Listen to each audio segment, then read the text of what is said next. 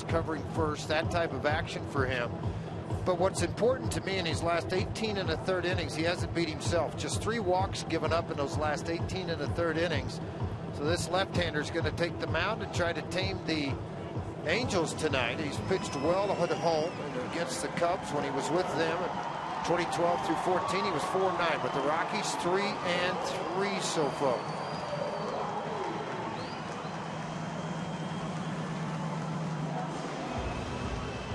Well, there's Johnny Giavotella. He's going to lead things off for the Angels. Again, they scored 10 runs last night, scored all 10 in the first 3 innings of the ball game. Hit 4 home runs. They had 11 hits overall. Here's the Southwest batting order for the veteran skipper Mike Scioscia. We'll have Cole Calhoun, a lefty stick, batting second. And then the incomparable Mike Trout behind him. Trout hit a home run last night, a 3-run shot. He had a couple of hits. Albert Pujols, a 3-run shot last night. Eric Ibar will bat 5th. David Freese. Chris Iannetta hit a 2-run home run against his former club last night as well. Daniel Robertson gets the start in left field. He came off the bench late last night.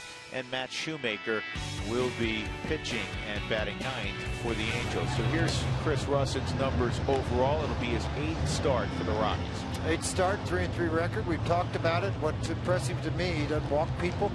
Unfortunately, the home run has played a couple of times, but his last outing in Arizona, a play that wasn't made at third base by Nolan, which he makes a lot of. We all understand that. It was his second. He made 2 errors that night, which he never does. And then a triple down the right field line by David Peralta made that a 3-1 ball game in the 7th inning. So he pitched extremely well in that outing, and he's looking to do the same here. If he stays down in the bottom of the zone, and by the way, I mean, last night Haney, for me, he was 89 to 91 most of the night, touched to 93, but he really utilized the fastball both sides of the plate, kept the ball on the ground, and that's what Chris is looking to do here in this ball game against the Angels. And a check of the gloves.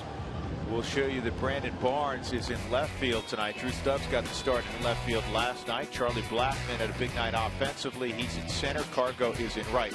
Nolan Arenado leads all big league third basemen in chances, in double plays turned, and in ultimate zone rating. In other words, the number of baseballs that he gets to. Tulowitzki, LeMahieu, Ben Paulson join him in the infield. Nick Hundley is behind the plate once again. Nolan Arenado, who took a couple of hits potentially away from one Mike Trout last night, is all set to go. The Angels not only an 8-game winning streak against the Rockies overall, they've won 7 straight at Coors Field. First pitch of the ball game from Chris Russin is fouled off.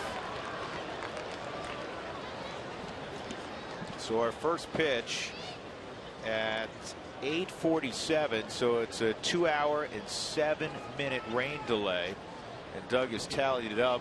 We are now at 20 hours and 18 minutes on the season. 20 hours and 18 minutes, almost 1 full day of rain delays. And the game time temperature is not very July-like. It's 58 degrees. Kind of temperature. George, you never played in the Alaska League, did you? No, I didn't. I played here in Boulder and then played in Wichita for the Service Auto Club. Yeah, I know you played for the Collegians and Baldy Muschietti, but had you played in Alaska, this is the temperature you would have played in the summer. And it never gets dark.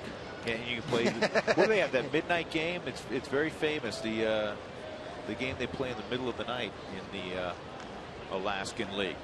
2 balls and a strike on Johnny Giavotella, and a big bouncer to short. Troy will get rid of it quickly. And there was 1 out.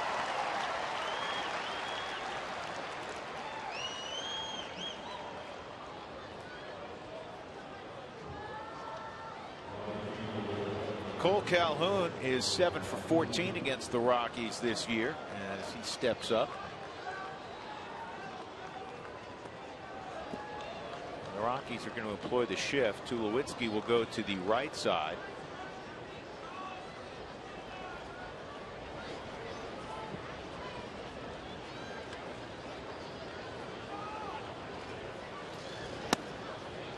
And that pitch is in there for a strike at 90 miles an hour. Russin with the Cubs up and down the last few years. And that looks like a strike. It is 0-2. The Midnight Sun game. Doug, thank you for doing that quick research. It's played on the summer solstice.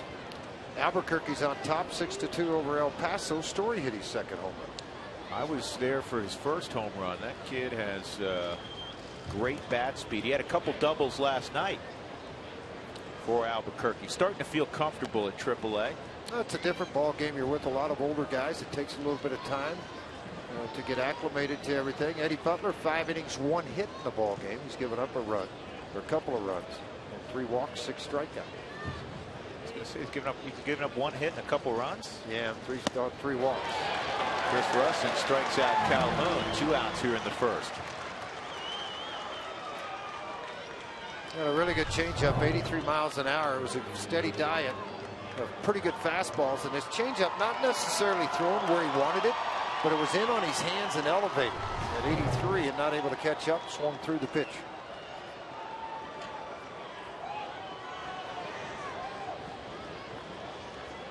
And here is Mike Trout.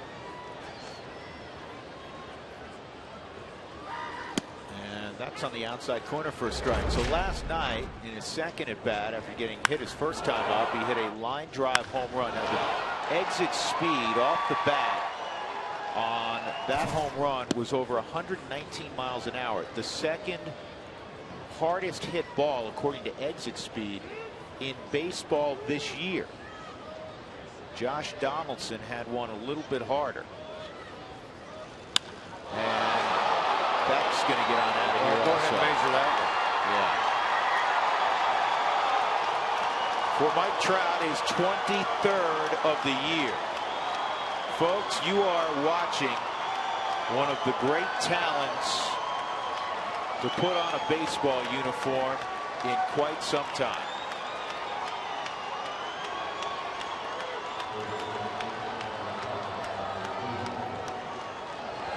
Got it so quick to the plate. His swing, there was so much bat speed generated on it. Wanted that cutter down and in underneath the hands and stayed out over the flat part of the plate. And a lot like last night against Chad Bettis, the ball up into the zone became very hittable. And here's Albert Pujols. Yesterday they had a home run in the same game for the 6th time this year. And overall, they've done it 23 times since Trout came to the big leagues and joined Albert Pujols. And the 48 combined home runs, excuse me, 49 combined home runs, is by far the best in baseball of 2 teammates. Just made the motion to a teammate in the dugout that it was a cutter. And again, Chris has had great success this year getting the cutter up, down and in on a right-handed hitter, and this pitch just happened to stay out over the top of the zone on the Subaru Super Mode. That ball just stayed in the happy zone, belt high, out over the middle of the plate. Saw where Nick Hundley was setting up on the back foot. You know, Albert's doing something a little bit different as that pitch is in there and it's a 2-2 count, George. In the past, Albert would just toe up on the front side. He's actually lifting a little bit now. We'll see if he does it with 2 strikes. Yeah, kind of toe tapping out to get spread out a little bit more. That ball's going to get on the fist to cut her up. And Ben Paulson will handle it. So once again, the Angels on the board early. They get a home run from Mike Trout. And it's 1-0 LA.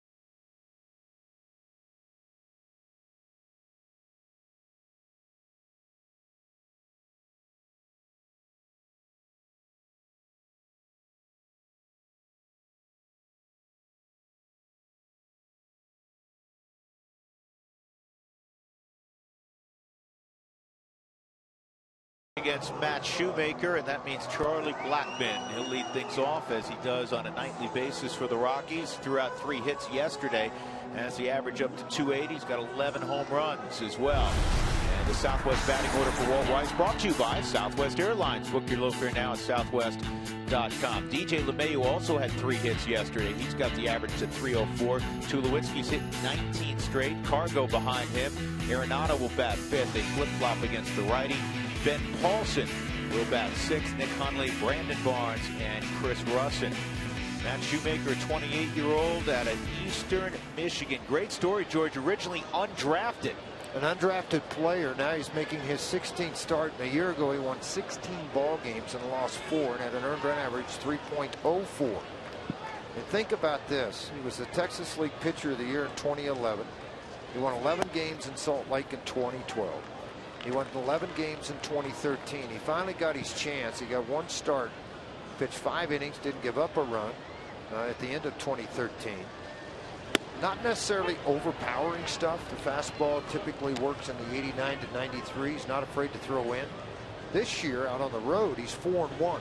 At home, 0-6. He's given up 16 home runs on the year. That's tied for 5th in the National League. This ball is lined to left, and Daniel Robertson moves over and makes the catch. So Charlie is retired. He's got the Brian Wilson wannabe beard. In fact, he looks a lot like Brian Wilson. Does that not look like Brian Wilson? Yeah, it's funny because when I saw him at Tulsa, I was like, is Brian Wilson here charting tonight? What's he doing here? He's a great big guy, big thick guy. I mean, he's a pretty good sized guy. But yeah, you're right. It's just not as long, and it doesn't have the blue rubber band on the end. No, but they really facially are very similar looking. DJ LeMahieu with 1 out. DJ had a strong outing again yesterday. He moved the batting average back over 300. An inside-out swing, producing a couple hits to right and then 1 up the middle. He's 7 for his last 13 at the plate.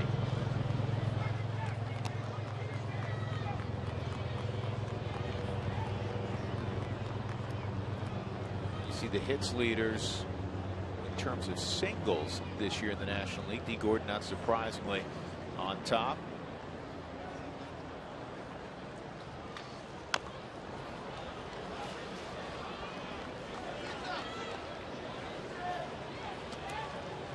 So it's 58 degrees here in Denver, and Doug got on his weather app, and it's 68 degrees in Fairbanks. T-shirt weather. Yeah, see, those are the notes you just don't get every day. No. But that's why we and we have a live shot from Fairbanks. See how pretty it is? Of course, it's beautiful in Fairbanks. Yeah. Normally it's frozen. That pond out there in Fairbanks. Is that near the square, the central square there in Fairbanks, George? That yes. Those fountains.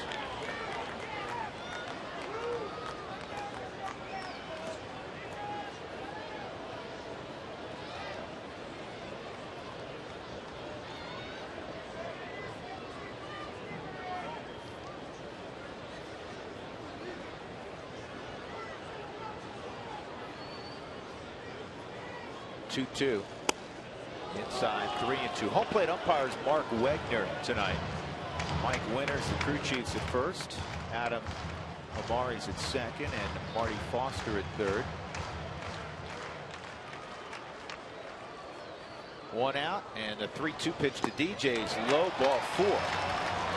Shoemaker looked back at the mound as if he felt like he slipped or maybe caught a spike. So DJ at first, and here comes Tulowitzki as we take a look at the defensive alignment for the Angels.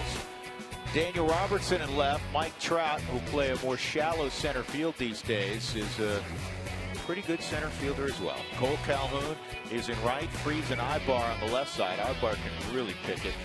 Giavotella and Albert Pujols on the right side. Chris Iannetta is behind the plate. There's Mike, and he has really improved. When you talk about the 5 tools, as Tulowitzki steps up, That's a strike. In baseball, they rate everybody on a 20 to 80 scale. 80 is off the charts without peer. If you get rated 80, if you have 80 power, that's like Mark McGwire in his prime. That's Barry what you Bonds call in his Hall prime. of Fame. Hall of Fame power. Right. If you have an 80 in something, they think that's as good as we've ever seen. Out at first base. Snap throw over, and Shoemaker's got a good one. Just didn't know he'd show it that quick in the game, but he did.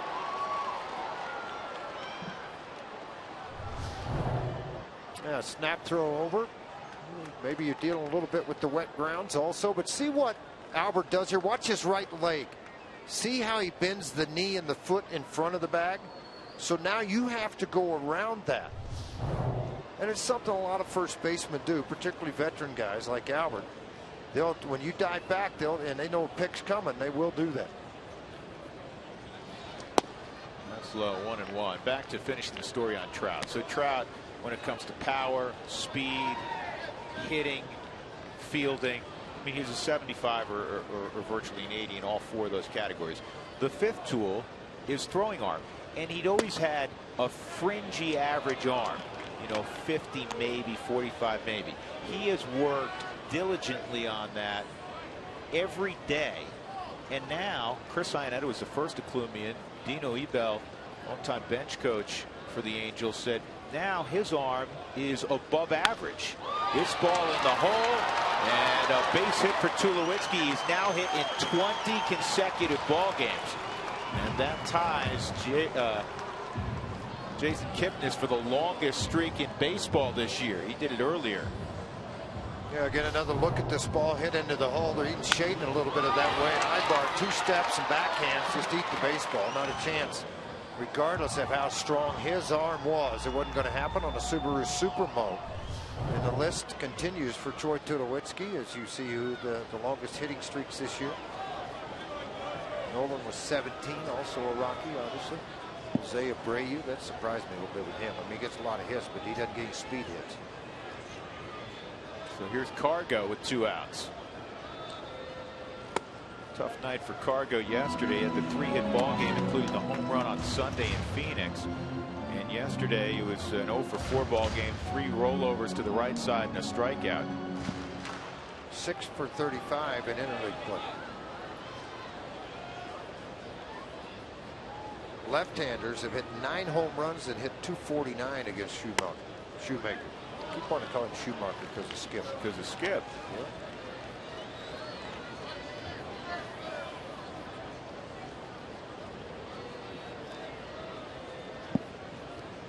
Cargo's got a 2-0 pitch to work with.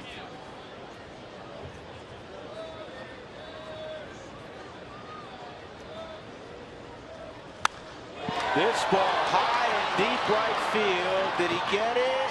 Not quite. Off the end of the bat, trajectory initially, thought he hit it. Wasn't close, and it's 1-0 as we go to the second on the Mike Trout home run.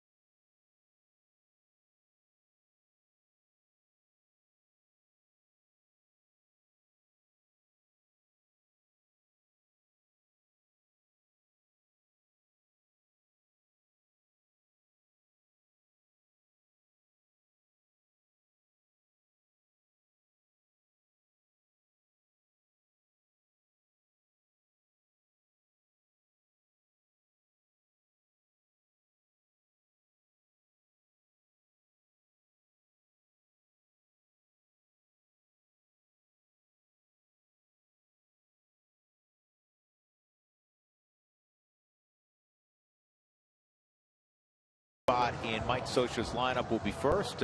But even before that, we check in with Mark Stout. Mark? Thank you, Drew. This day and age, you need to know about hashtags. Hashtag Tulo is what you need to know now to get Troy to Cincinnati at the All-Star game next week. He's in the final 5. 89269 is the number that you text N5 to. You see the 5 names and what you've got to do. The Rio is having a party Friday at 11. You can win some tickets, some cool stuff to get Tulo in. And of course on Friday, go to Twitter, just use the hashtag Tulo, and you get him a vote as well. He is second behind Johnny Cueto of the Reds since he's the host town. So let's get the voting going, guys. You know, absolutely. And all those guys are deserving of breakdown numbers. But if you're a National League fan, on top of being a Rockies fan and a Tulowitzki fan, first of all, Tulowitzki deserves to be there. Nobody hotter in the last 6 weeks in baseball. But he's the only position player on that. So if you're a National League fan and you're listening and maybe you're not a Rockies fan, vote for Tulowitzki because he could help the National League more than the, a 14th pitcher who probably won't get in the game. Well, Johnny Cueto is going to start on Sunday for the Reds. He's not going to pitch in the All-Star game Tuesday. Well, you wouldn't think so. Punched up the middle for a base hit. Yeah, Ibar just reached out on that outside corner and slapped it pretty good. Well, Tulo right now, he's second in the voting. Drew mentioned it. He's behind right now Johnny Cueto, who threw a 9-inning complete game shutout last night. Carlos Martinez 9-3. Kershaw. I just think that I agree with you. I mean, it gives more opportunities for Bruce Bochy if you start not double switching, but you start pinch hitting, you start playing extra guys. Kind of nice to have that right-handed bat sitting on the backside back there. Well, let's say Chris Sale shows up in the 7th inning. It's a 1-run game. Would Troy not be a nice bat to throw up there? Well, there's not really any nice bat that goes against Chris Sale. But true. Yes, it would be. Just ask the American League. Asked the Toronto Blue Jays the other night. They got to watch it for an hour and 53 minutes. Eric Ibar with that leadoff single. Boys, he's been hot the last 3.5 weeks, hitting .411, which is the best average in the American League in that time frame. Here's David Freese.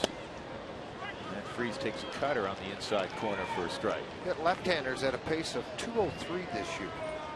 Right-handers 259. Trying to get the swing back George he had going in St. Louis.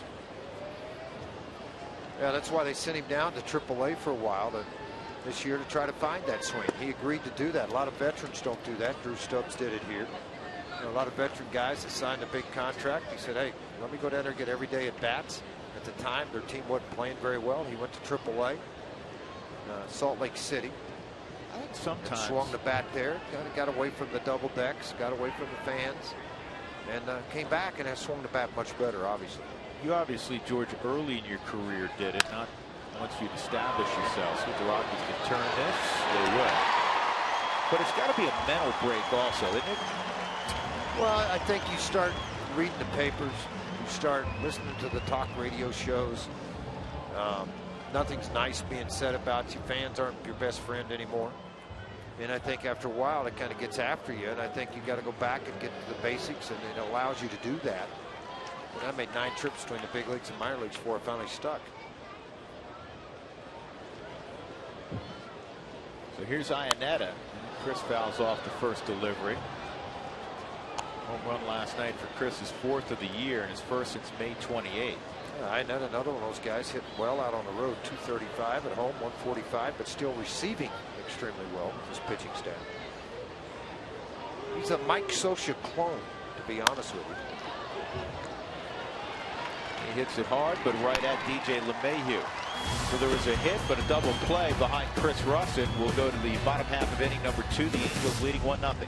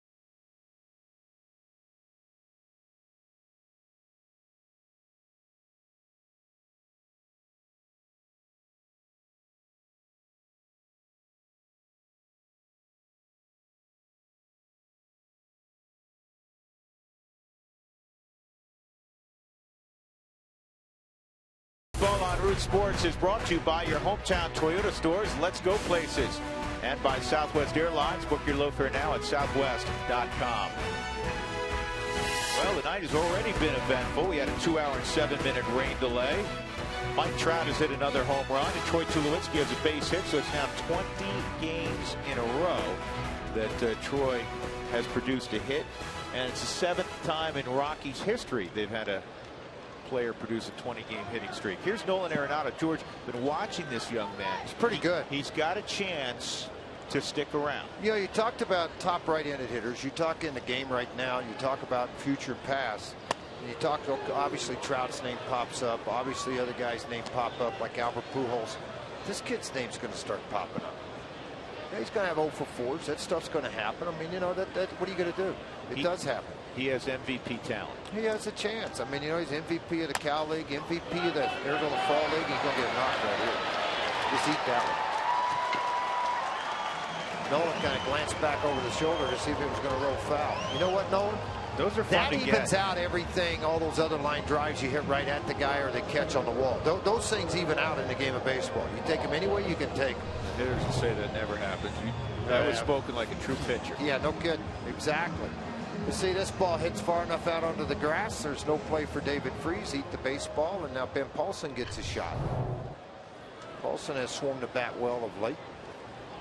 Gets pretty consistent playing time at first and in left field a lot. When you got a right-hander on the mound, they want to keep Olean's bat in at first base.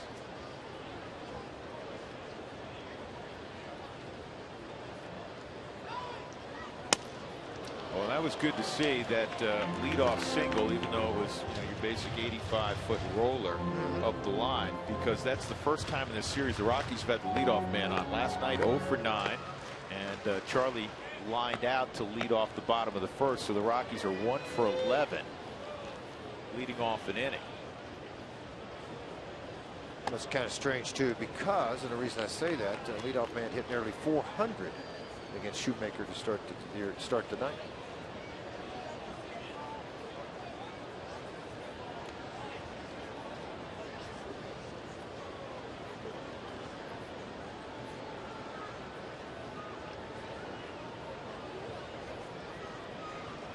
Paulson lines one to left, and that's a base hit. You'll see the outfielders on the line drives be a little more skeptical of the baseball because of the rain that was falling here at Coors Field. That ball could skip very quickly. A higher flying kind of like a flare into the outfield. The ball's going to stop and back up a little bit.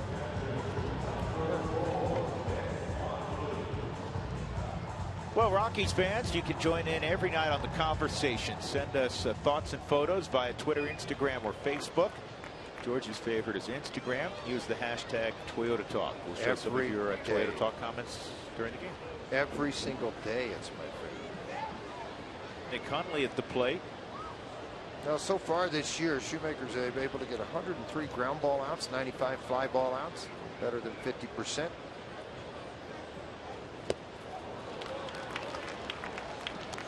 Thank you, Dougie. Not only can you give me stats about Alaska, you can talk to me about ground balls. A multitasking statistician. And I know Elizabeth's just as proud of him as she can be. Elizabeth on her way to the 13th month of her young career. Nick's 0 for 2 against Shoemaker, so he's seen him a couple times. And this is a pop-up. This will be an infield fly rule, and Ibar stealing the pop-up. Well, he has it in his contract. On fly ball outs, he gets to 1,000. He gets a certain bonus in his contract. There's got to be something there, right? Yeah. Bring up Brandon Barnes. Barnesy pinch hit last night, 0 for 1.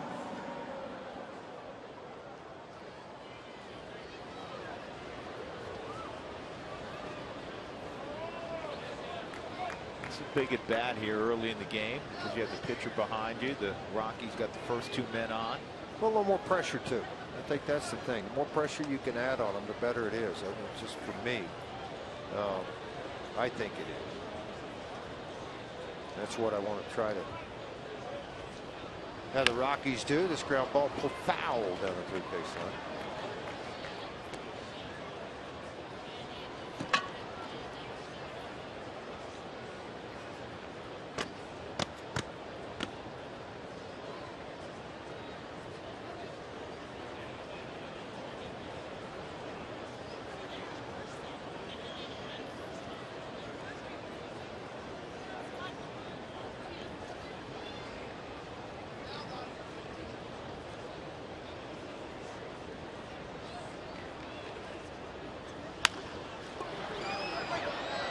Freeze he let tried it to go. deke him. Yeah, and Ibar cost him a double play, I think. Ibar was still able to get the force out at second on Paulson. Yeah, but still, I think that if Freeze would have taken the ball and snapped it, it takes that flight of the ball, the extra 3 steps, and then a throw over. Not sure that he would have been able to do it, but you know, it would have been a better chance of turning the double play. Unless Ibar said, hey, I got it. And it may have been the conversation in the middle of the infield. We don't know that on the Subaru Supermo. Well, Chris Russin can swing the bat. This is not a gimme out for Matt Shoemaker. First and third. Arenado's at third. Paulson at first. 2 outs in the second. 0-2 the other night in Arizona. They threw a fastball up and away, and he drove in a run with 2 outs.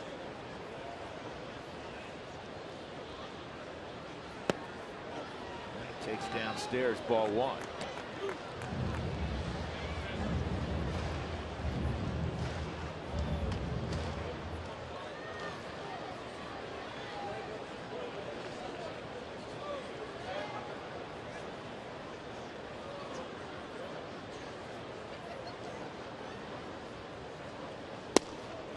That's inside 2-0. Who wants tacos? When the Rockies score 7 in a game, go to participating Colorado Taco Bell locations. Do it the next day between 4 and 6 to get your Rockies taco special with Moss at Taco Bell.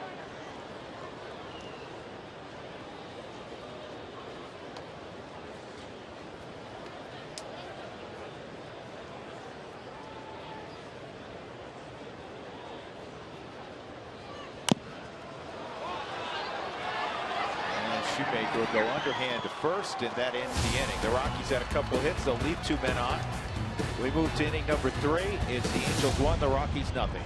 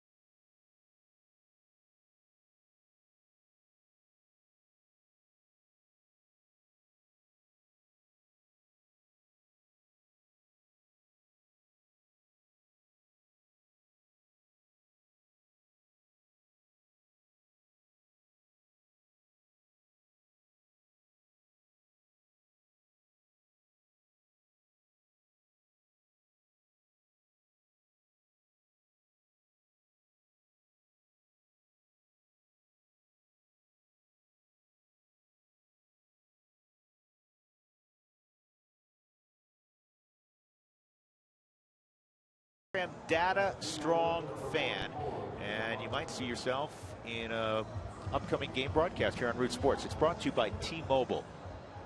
So tweet your strongest fan photo.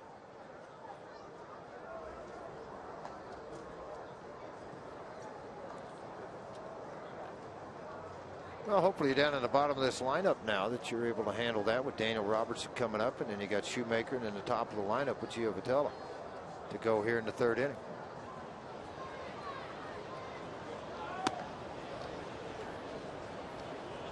Angels are 6-7 against the National League this year, which by their standards is below average. All time, they've won 57% of their games against National League teams, which is the 3rd best interleague mark all time. Mike Scioscia, 16 years at the helm. And since he took over in 2000, only 2 teams have won more games than the Angels. Since 2007, a little more on interleague play, the Angels have the best mark in Major League Baseball, 102-59. The Rockies were good for several seasons. The last few years they have been terrible in interleague play, and they've won only one game this year. In fact, since the start of 2012, the Rockies have gone just 15-50 against the American League. They went 28-17 between 2009 and 2011. That was the best in the National League. 2-1 on Daniel Robertson.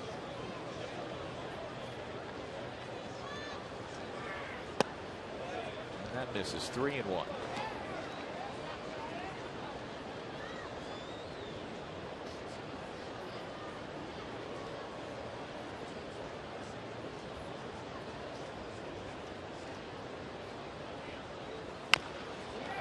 Bounce to third. Good pickup by Arenado.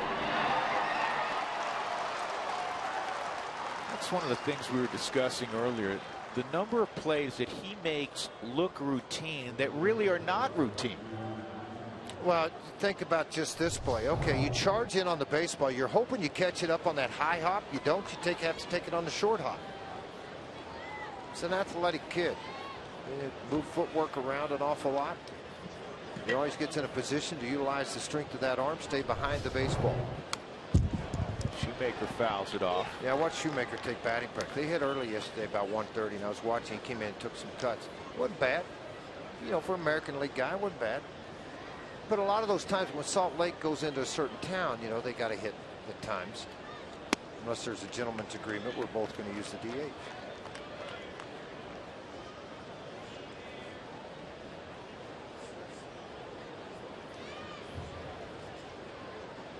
Brian Wilson, dude. Have you ever seen him and Brian Wilson in the same room? No, never. Did he actually get that? Didn't hit him in the foot? I thought it did. Didn't He's it? got the leg thing. We'll take the out, right? Yeah, absolutely. What did that hit? I think it spun off the plate. What do you think? It must have, because he wasn't hobbling. No. Well, he's got that protective thing all over his left foot. 2 quick outs. Johnny Giavotella coming up. It's time for a Subaru review. Whether you're on the road or at the game, everybody could use a second set of eyes. You know, I want to ask you something. What do you do at home? So I want to see what that hit. Do you hit like the replay and then go back and watch it? When I'm at home watching? Yeah. Yeah, sometimes. Do you? Huh. You know, you're still trying to figure out the controller. It's out. It's an out. Let's move on. Took a peculiar hop, though, didn't it? Yeah, it did.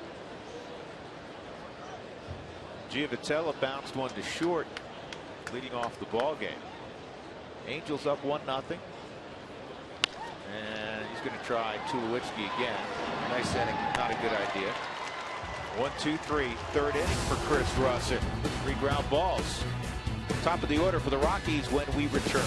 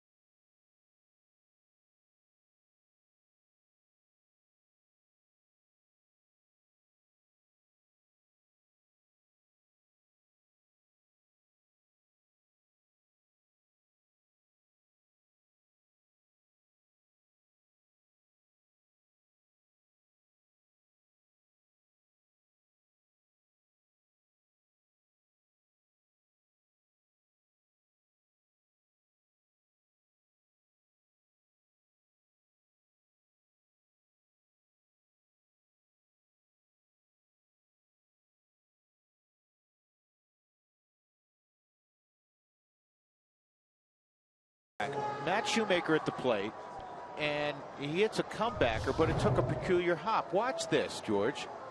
It's a cutter. Ball hits his foot. Never touched it. And he didn't know enough that he's not supposed to run and point to the It never touched it. Hopping around. Missed it. And then he would stay where he was, and it'd be a foul ball. But fortunately, then he would strike out. He said, then he can't brag that I put it in play. Maybe that's why he ran to first. Charlie Blackmon hit a ball hard his first time up, line drive, but it was basically had Daniel Robertson, the left fielder, breaking balls in there for a strike. Blackmon has produced a multi-hit game in 3 straight. 9 for his last 13 at the plate. That's inside.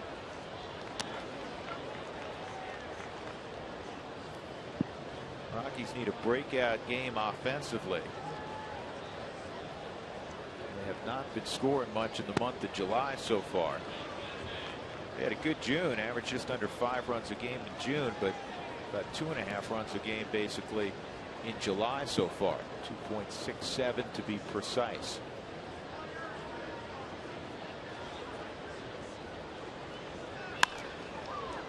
Held to 2 runs yesterday.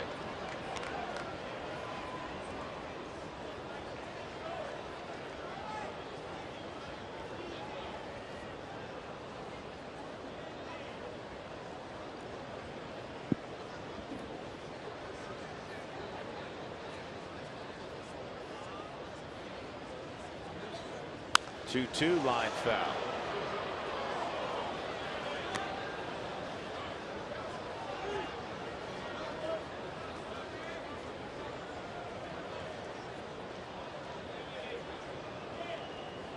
The battle of the beards.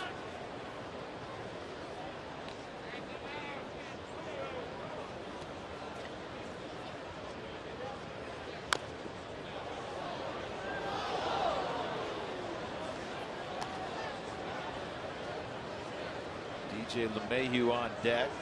Rockies had base runners in each inning. 3 hits so far in 2 innings.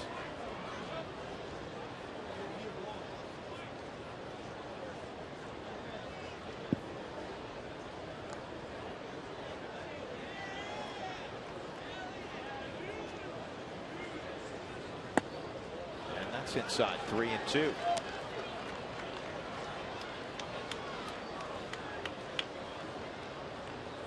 Shoemaker doesn't work too many deep counts. He's issued a 1 walk or fewer in 25 of 36 career starts. Already walked 1 in the game, and that's fouled back.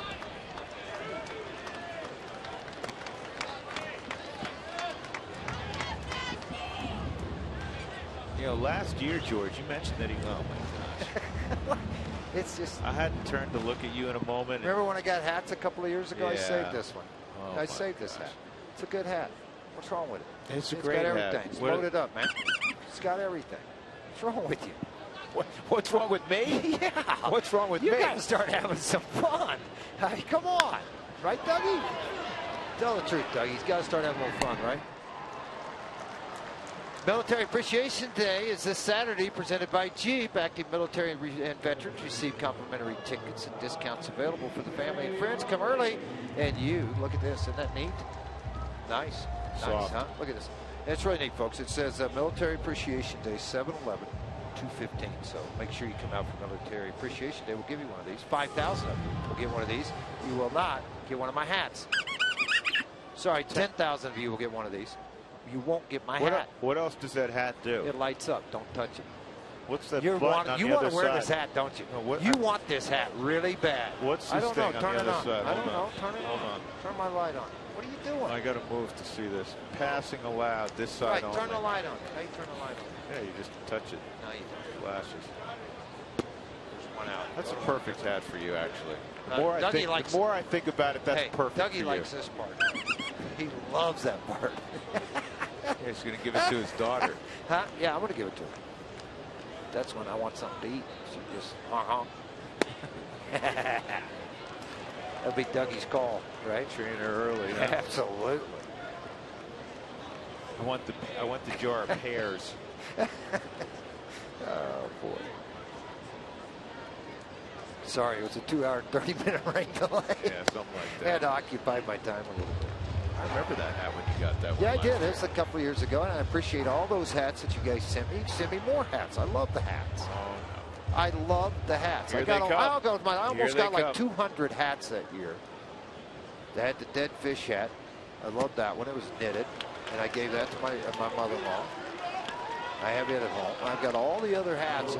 My wife said we got to get a new hat rack because they're just everywhere around this hat. It's like a Christmas tree. It's pretty. But I saved this one. There's a couple interesting ones.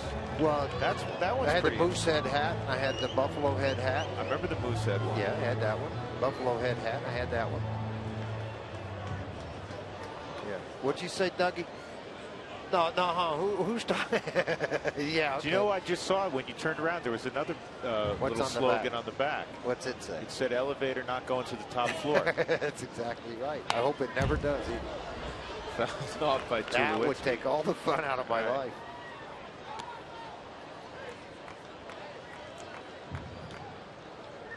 Dougie, he's a little sticky for Ithaca. We got to get him loosened up here. Get hats on his head like this. Come on. Put the mullet hat on. I got one in the drawer with your size. Here's the 0-1 on Troy. No, you won't put it on? That's a strike going to. You know, actually, I'm going to embarrass you into putting the mullet hat on. One of our outstanding security folks at the ballpark. At the ballpark? It was Leon. He was working the back door of the clubhouse today, and he asked me when I walked by, he said, how come every once in a while you've been wearing a hat out on the field? And I said, Leon, look at the top of my head. I said, when I'm out, you know, because we'll be out there for an hour and a half. Tell the real truth. The sun is tell the shining. real truth. I forget, and I burned the top of my head, so I've been wearing a hat out there. Well, tell them the other part. Well, what's the other part? Free. Free hat? Free hats. They're great. Free hats are great. They are great. I love it when they give away hats at the ballpark. I got them all at home from 1997 until now. The free hats. 1-2 on Troy. Base hit his first time up. He's got a 20-game hitting streak, longest in the National League, and he has joined Jason Kipnis as the only two players in baseball 20-game hitting streaks this year, and he's now reached it 35 straight. The record was set a couple years ago by our friend Michael Kadaya, 46 in a row that he reached in.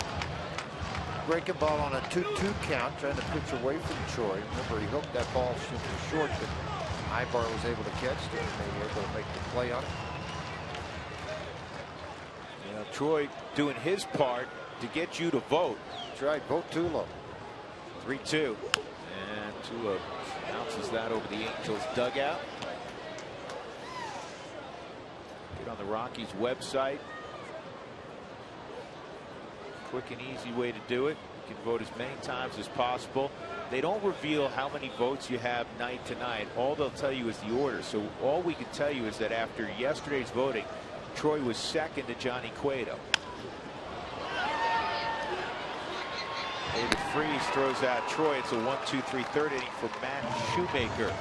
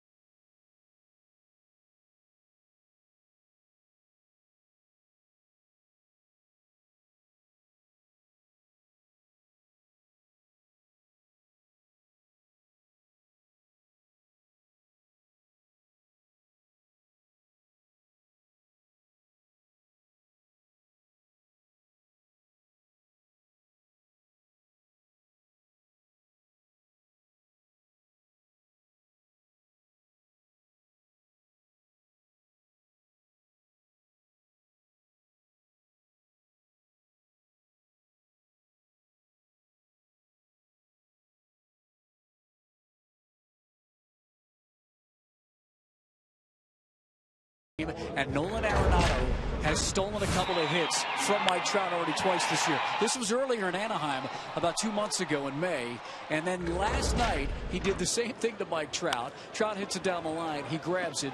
And Trout gave him a little walk, a little look, kind of looked at him like, hey, I know you're good. And I asked Mike about having a little fun with Nolan today.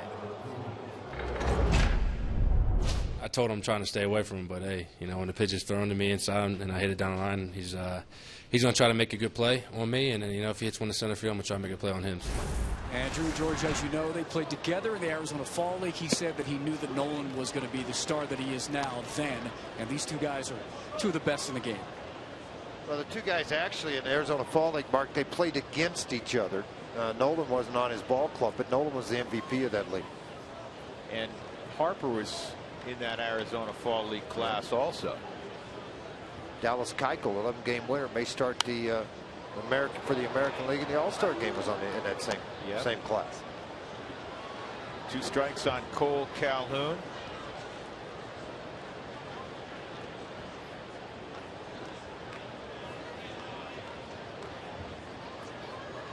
The American League ERA leaders: Dallas Keuchel 214, Archer 218, Gray 220, Santiago 240, Price 254, Casimir 256. He's resurrected his career, huh, Dougie? And Gallardo at 267. 5 of the top are all in the American League West too. I tell you, Oakland's got some great pitching. They're just not hitting this year. Starters have been pretty good. Yeah, Russin has now struck out Calhoun twice. Both of his strikeouts. Now remember, he went to the changeup and he goes to it again. It's almost in the same location. I mean, if you replayed the first strikeout and that strikeout, they're just about in the same exact location.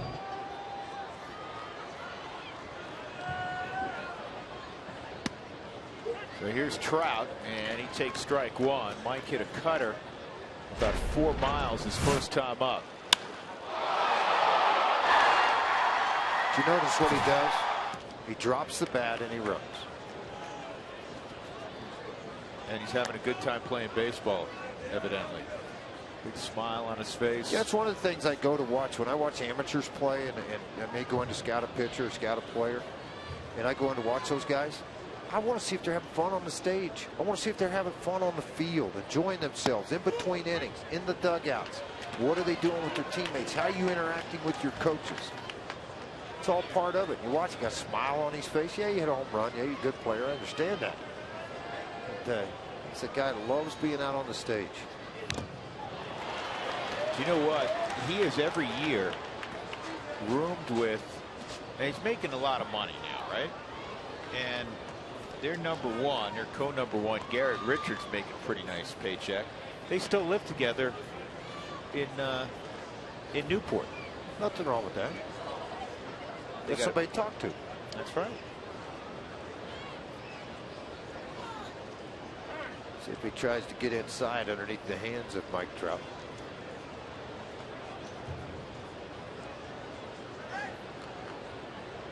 Want an elevated fastball up in the zone, just make sure you elevate it. He did, and he jammed it. Nice job of pitching there. Yeah, Ben Paulson makes the play. 2 outs.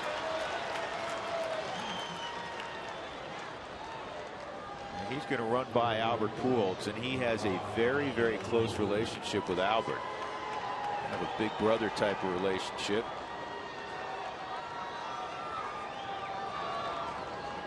So here's Albert.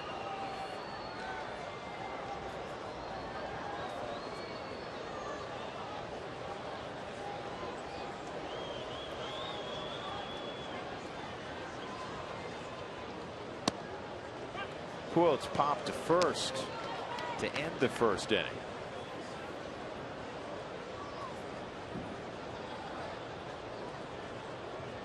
Albert has been on a home run rampage. Tied the franchise record with 13 home runs in the month of June. Mo Vaughn had hit 13 home runs back in May of 2000, and Tim Salmon in June of '96 hit 13 home runs. So those are the 3 guys that have the record for most home runs for an Angel in a month. A pretty good pattern to look at too. You look at all of his home runs so far, what they've done off the fastball, the changeup, the curveball, different pitches, the slider that he has seen. No fair taking pictures, ma'am, at the ballpark. She's allowed. No. Whoa. That's a base hit right up the middle for Pujols. Let's take a look at the graphic. This really gives you an indication. Obviously, stay out of the middle of the plate, stay out of the up. You know, the bottom line going across, as you can see it below the knees, not many, but to get the ball elevated on him. And look at that top one. I mean, the span of what he covers at the plate, it still hurts you. With what he can do at home plate and where a pitch is thrown, that he can hit out of the ballpark. That's impressive. Impressive spreadsheet.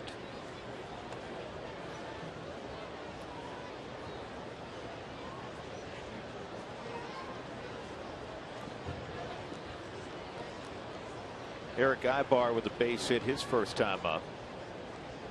Got to watch Albert with the sneak attack, George. I mean, he used to steal some bases. He has 1 bag this year. It came against the Rockies. And it was actually a big bag from the Angels' perspective. It was a 2-2 ball game. Looking at Dougie, you remember that, right? It's a 2-2 ball game. He led off, reached, stole second. There was a walk behind him, and the Angels ended up rallying for 3 runs that inning and went on to beat the Rockies 5-2 out in Anaheim in May. That is foul. What he does, he gets a 1-2 step walking lead against you. But most of the time it's against a right-hander, not a left-hander. Albert's like running for office. He's talking to Ben Paulson. They're laughing. And then as he's running past second, he turned and talked to Tulowitzki. He's having fun too, huh? Yeah, well, I could have fun if I was that good too. I never got to smile very much. Just one time I want a young first baseman, when one of these guys gets its own base, just one time. I want a young first baseman. Oh, come on, that was a really good pitch, too. Yep, Albert will stop at second. An 0-2 bloop single off the bat of Eric Ibar. Boy, Russell made a really good pitch there, right on the hands of Ibar. They're not going to allow him to extend, not going to let anything happen. It's that cutter. He's coming in on the hands with it, jams him. Tried to slice down through the baseball and pops it up. Just out of the reach of Tulowitzki. I want some young guy to pull a ball out of the back pocket and go, timeout. Hey, Albert, will you sign this for me? Right. Well, you know, Albert announced today for the first time since, what, 2009, he's going to compete in the home run derby. And now they have matchups, George. I don't know if you've been following this. They have matchups, and guess who he drew from the National League? Chris Bryant. Well, good matchup. Young versus the old. Lately, this ball club has been unbelievable in the last 4 ball games, hitting .471 with runners in scoring position, 24 for 51. That's ridiculous. Doug, that was one of your better notes all night. That and the Alaskan League thing. I like that too. It's also come in the aftermath of a 2-week stretch in which they couldn't drive in a run, period. They went 0 for 27 at one point with runners in scoring position. Where people say baseball evens out. So now they're the hottest team in baseball offensively. They went 2 weeks and scored 27 runs. They scored 33 over the weekend in Arlington. 10 more last night. Freeze fouls it off, and again Russin working ahead 0-2. Here's what they've done over the last 4 games. 372 average, as George said, close to 500 risk, and 20 of their 58 hits have gone for extra bases. Think about that. 4 games, they average almost 15 hits a game. They hit 4 home runs in the first 3 innings last night. 2 on, 2 outs. And it's 0-2 on David Freese. And the runners take off, and it's a comebacker. Russell will throw to first. And that's all for the Angels. They get a couple of hits, leave 2 on. We'll go to the bottom of the 4th. It's 1-0 Angels. Cardinal will lead it off.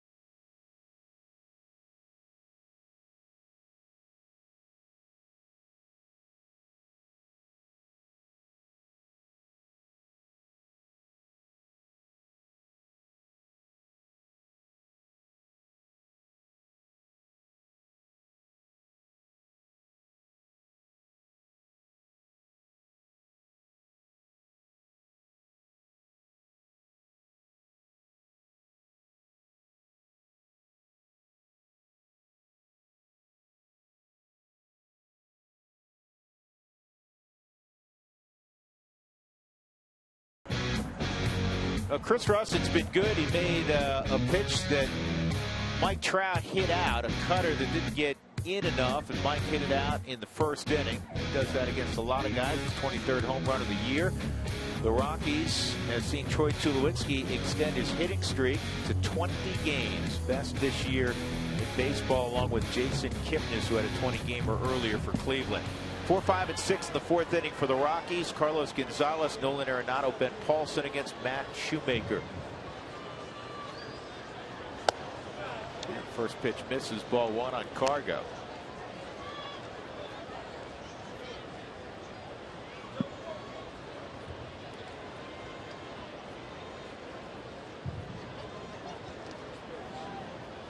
Cargo rips this down the right field line. It's going to run to the wall, and Cargo's going to have a double leading off the fourth inning.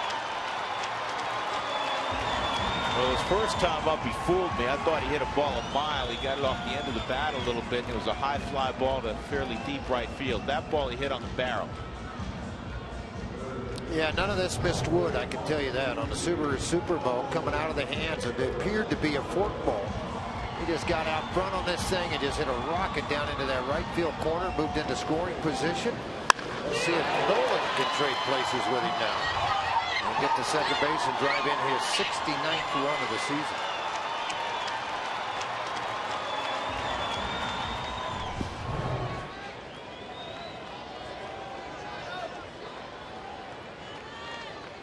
Nolan had an infield hit up the third base line in the second inning.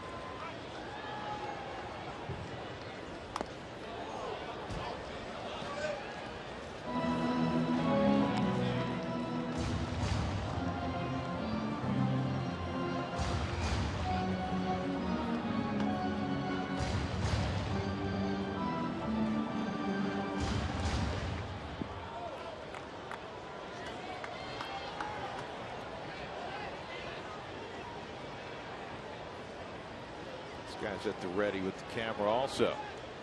Ready to capture another great moment for Nolan Arenado. This ball hammered deep center field, and it is off the very top of the wall.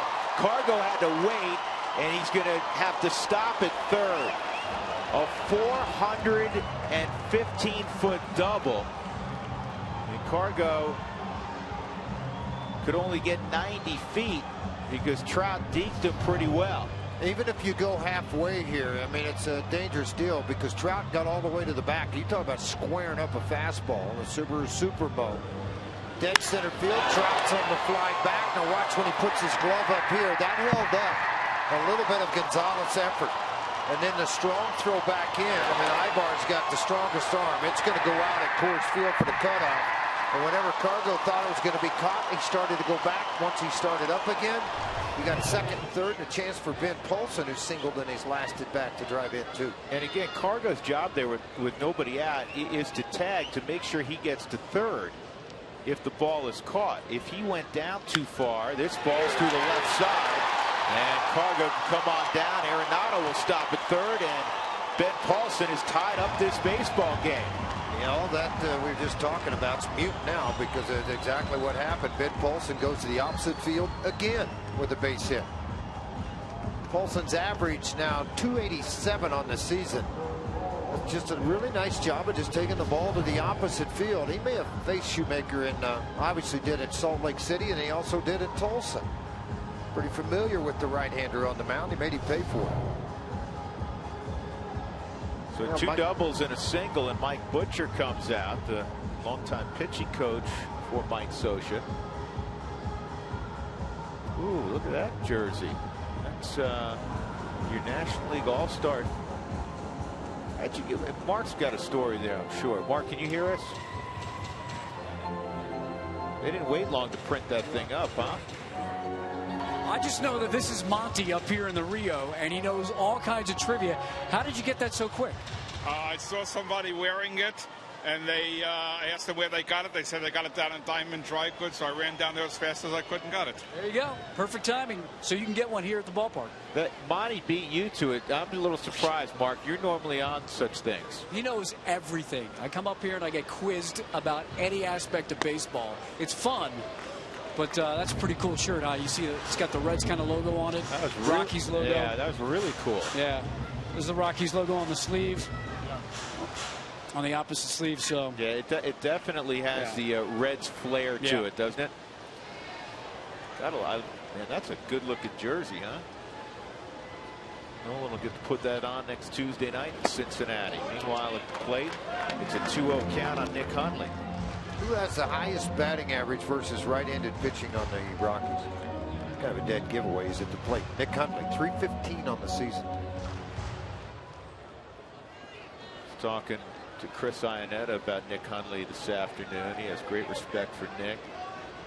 He's a hard-working, smart receiver. A good year offensively, and he drives this ball foul. By the way, we'll talk to Walt Weiss in between half innings. Do that at home with Walt on Wednesdays.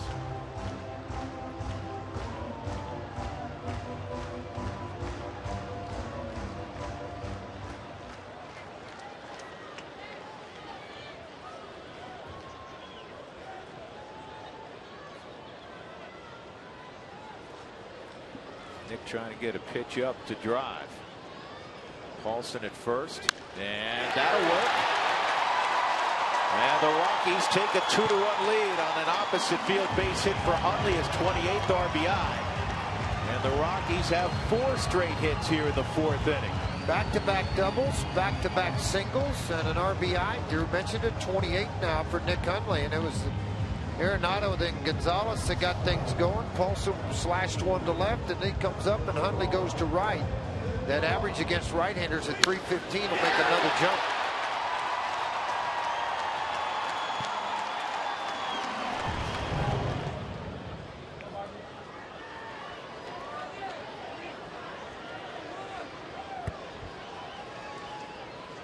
Brandon Barnes reached on a fielder's choice back in the 2nd inning. Brandon, 2 men on and nobody out. Rockies have taken a 2-1 lead here in the 4th. They have 7 hits against Matt Shoemaker.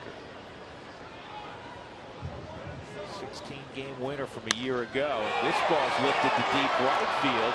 Calhoun going back. And tagging at second is Paulson. He'll get to third.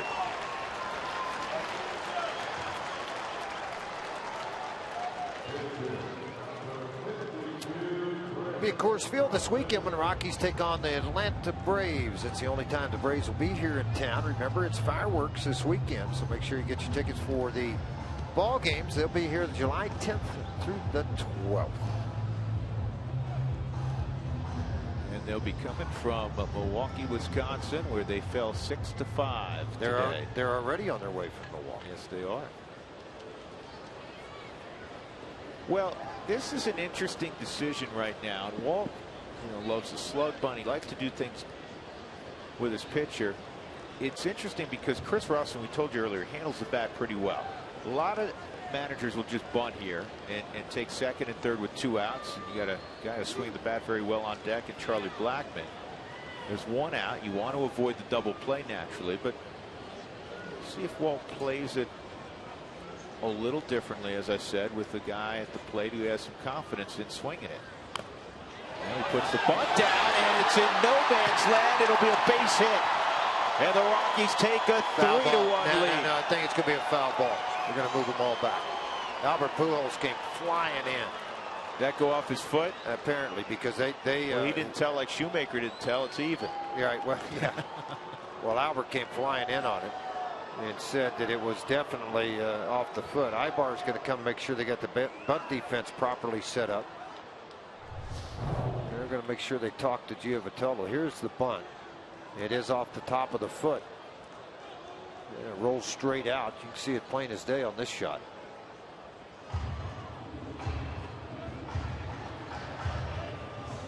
Chris did a good job playing that off. Yeah, he had a base hit, you kidding? And an RBI again.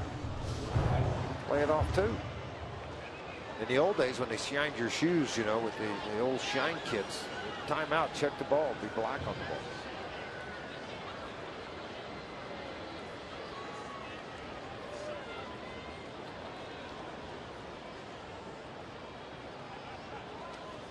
When was the last time What? you saw a straight pick to third?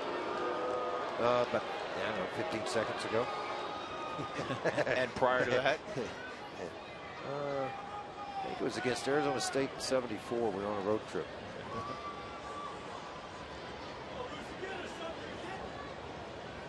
But it did catch you off guard. They were hoping to catch Paulson off guard. Trouble is you almost catch your third baseman off guard. That's going to go foul.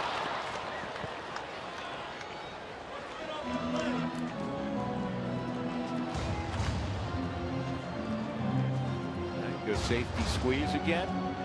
Well, I don't think Walt's thrown anything out just yet. And back down into the dugout is Mike Scioscia, and everybody else is giving a look-see here. A lot of times when it's a safety squeeze like that, that's basically what it is. Particularly when you're heading the count 0-2, you might pitch out 2 times in a row. With the left-handed guy up.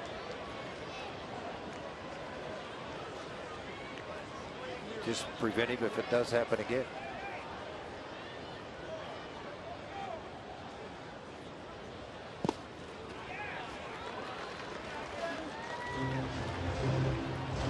That pick to third, obviously, checking to see if the suicide squeeze was on, which it wasn't. If it was, that ball would have been bunted. Or attempted to be bunted up. Well, when he picked to third. He just tightened things up a little bit. That's exactly what he did with it. But you see Paulson's not getting too big a lead now either.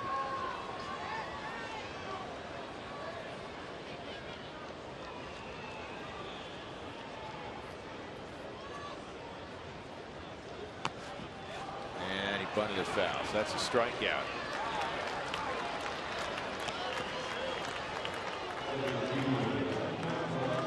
Two outs, runners remain at first and third. Charlie Blackmon comes up. Charlie, a line out and a ground ball to second.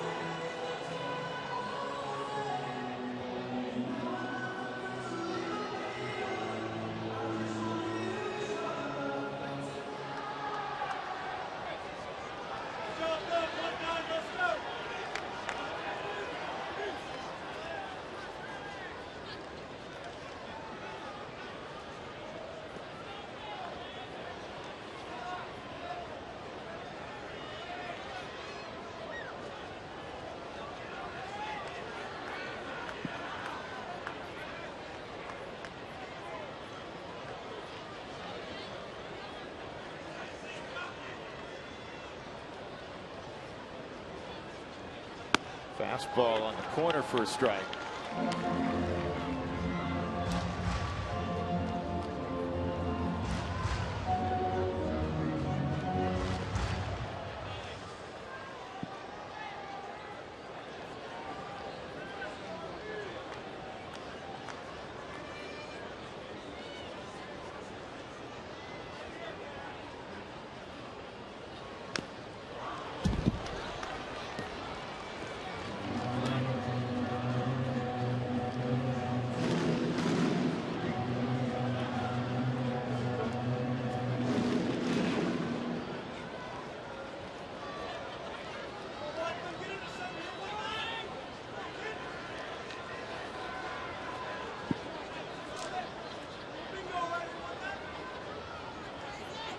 Fourteen times Charlie has come to the plate this year with a runner at third base. 5 times he's driven him in.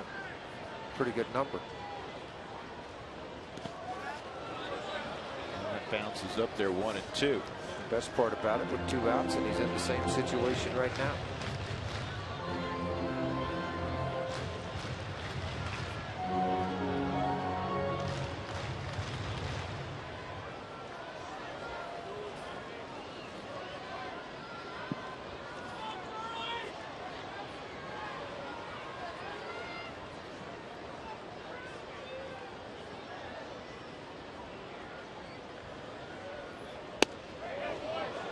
Takes inside at 91. 2 balls, 2 strikes.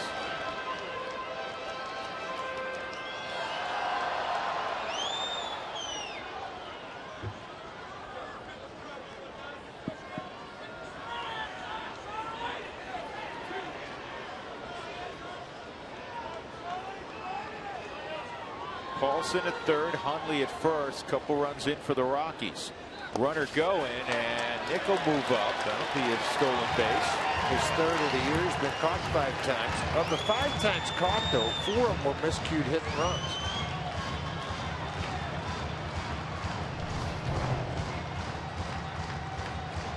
He's on the move, and the pitch was made, so you reward him the stolen base.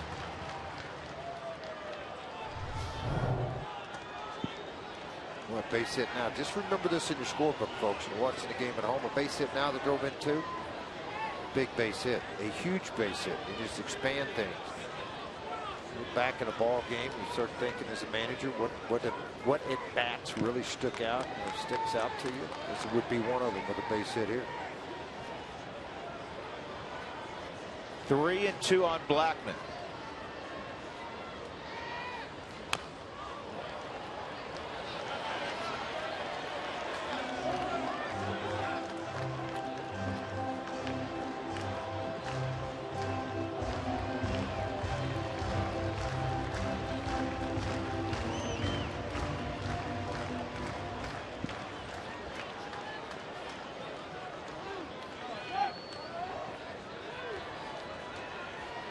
.70 pitches in here in the 4th inning for Matt Shoemaker.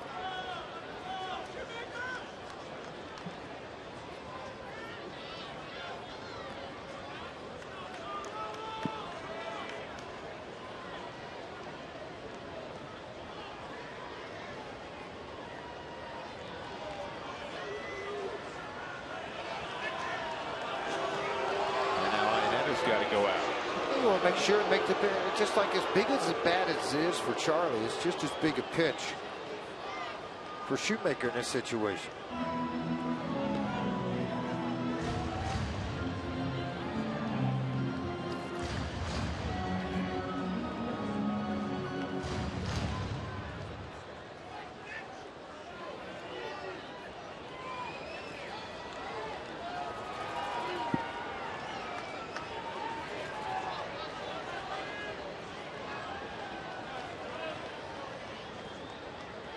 Two.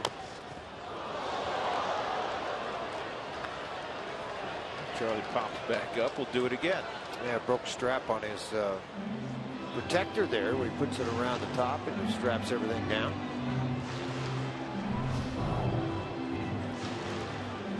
See, it just kind of takes you off your feet and knocks you all the way around on the backside when you get something like that right up against the foot. They don't call him Chuck Nasty for nothing. He can handle the pain. Only after the stolen base at second, Paulson in front of him.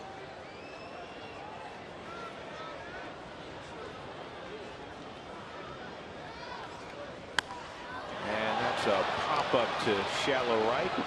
Johnny Giavotella is going to make the catch to end the inning, but the Rockies take the lead on 4 straight hits. Cargo and Arenado doubles, Paulson and Hundley singles, and the Rockies lead the Angels as we go to the 5th, 2-1. We'll hear from Walt Weiss in a moment.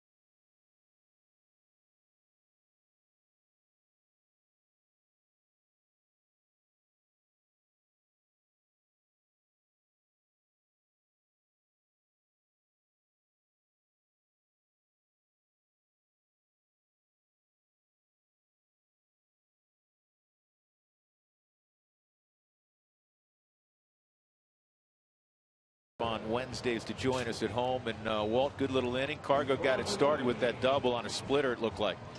Yeah, Shoemaker's got a good split. We know that that's his go-to. You see him get the 3-2 counts and just continue to throw it. But it's a good one, and Cargo stayed on it. You know me, I'm proud of the pitching staff, Walt. Russ, I like what Russell's doing right now in this ball game, staying away from a lot of power. Made a mistake on a cutter up to Trout, but we're allowed to have one with that guy. Yeah, Russ has done a great job for us. You know, he's doing a good job at night. Really knows how to pitch, got a good feel. Add, subtract, in and out. I mean, he's got a real good feel. It looks like guys are getting quality hacks right now, quality ABs against Shoemakers as they see him a second time, Walt. Yeah, I think second time through we put some heat on him. You know, we grinded out some at bats and did a nice job. Really made him work that inning. Hey, good luck the rest of the way, Walt. Thank you, right, as thanks, always. Guys. Walt's club up 2-1, trying to snap an 8-game slide against the Angels, who are playing, really, George, the last 5, 6, 7 weeks as well as anybody in baseball. They have. I mean, again, this is a team built around the power. They've got the starting pitching. They also have a pretty good bullpen, particularly when they get to that 8th and 9th inning part of the game with Houston Street. I had Dougie look it up today, and we'll probably talk about it a little bit more when Houston comes into the ball game. But save percentage-wise, he's in the top 10 in the last 5 years of closing, of all time. Excuse me, Dougie's telling me. I hope we don't see Houston. Well, I don't either. He doesn't need any work, so he just sit up there. That's right. It's always good to see him. Not really. But not on the mound. 92% save percentage. How about that? There you go. Chris started his swing, but held up. We've seen that before. Chris is a guy that does that fairly frequently. By the way, I don't want to correct you, but I'm going to correct you. Okay. 26 players have 300 or more saves, right? Houston has 86.4% save success rate. I fly ball to right. You know what? Then maybe it's 92% of late. I read a note. You're making things up again. See, Dougie gives me all the correct stuff. Makes me look smart.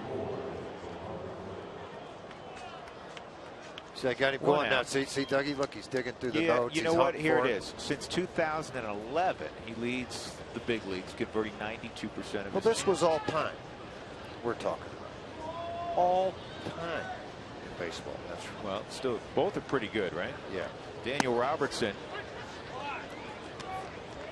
hit the ball in the direction of Nolan, and Nolan made a very fine play to throw him out.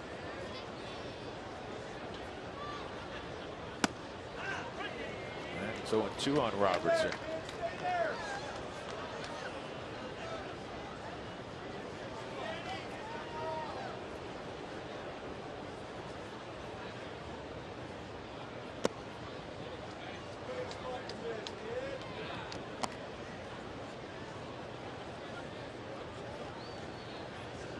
Robertson's an interesting kid in that, George, he went to Concordia College in Irvine, California, smaller school, right? 3 years at Concordia, this is a bouncer at first. And his last year, he transfers to one of the great baseball powers in the country, Oregon State. You know, a few years back, they won back-to-back national championships. He plays his senior year, 1 year at Oregon State. You Didn't have to sit out. Was there a coaching change? Had to be something. You don't see that much. You know what? He might have graduated in 3 years. The same thing in baseball. He may have graduated in 3 years out of Concordia, and he said, hey, you know what? I got a year eligibility left. I didn't get drafted. I'm going to go play for you guys. It worked out for him, obviously. Absolutely. He's in the big leagues, isn't he? Matt Shoemaker hit a comebacker his first time. You know, for all the number ones that make it, and a lot of them don't, 30% of number ones never even get to the big leagues. There's all kinds of great stories like a Daniel Robertson or a Matt Shoemaker, 16-game winner, runner-up last year to Jose Abreu for the Rookie of the Year in the American League, went 16-4, undrafted out of Eastern Michigan. 3-0. And Russell just lost focus, evidently. He hadn't come close to walking anybody, and he just walked the pitcher on 4 deliveries.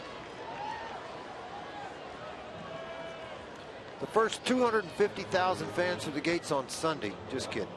First 10,000 fans through the gates on Sunday. They're on July 26th. You're going to receive a Nolan Arenado Gold Glove bobblehead, courtesy of King Soopers. I just see if you're paying attention when I said 250,000. Stadium only seats 50. So I'm just saying if you're paying attention. Do you think the marketing department at Coors Field just went, what did he just say? Giving those away every day for a while. One of my best stories was a Kruko Kuiper. They were in Arizona, and they used to throw out these little white rubber balls, folks. I mean, like soft touch balls, you know.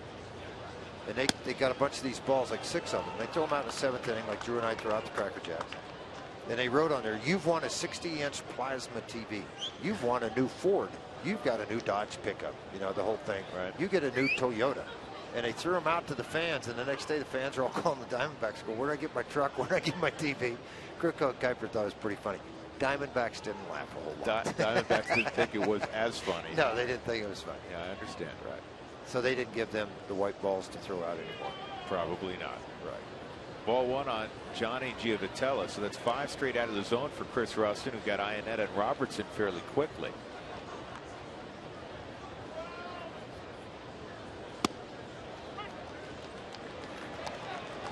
It's an 86.2 percentage. 86.2% of the time, George, after a meeting of the mound, the next pitch is a strike. It is? The history of baseball. Doug just handed me that. Doug? Huntley went out, little meeting, next pitch was a strike. Doug, so if somebody's actually keeping that stat, 2-1. they're not. You made it up. Doug said you just made it up. I did. I made that one. But the fan at home's thinking that you were telling the truth, though. So now they're not going to be sure anymore. Kind of like me. Long time ago, right?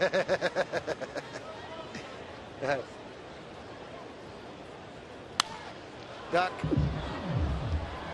Make a play. Don't duck. No, duck, because that whole section was kind of empty over there, so it hit an empty row. See right above those guys up there? The guy with the tarp on. What are those called? Poncho. Ponchos? Yeah, that guy with the poncho on. He's even got a glove and he missed it. Tarp, George, is what they put on the field for 2 hours and 7 minutes. No, when I'm cold and I'm deer hunting, I got a tarp I get under too. 2-2. Boy, has lost focus here. 3-2 now. You get into this mode right now, you think into your mind, all right, what pitch works better than anything else? You got a 2-1 lead. It's the 5th inning. What do I got to go to right now? Is it the cutter? Go to the cutter.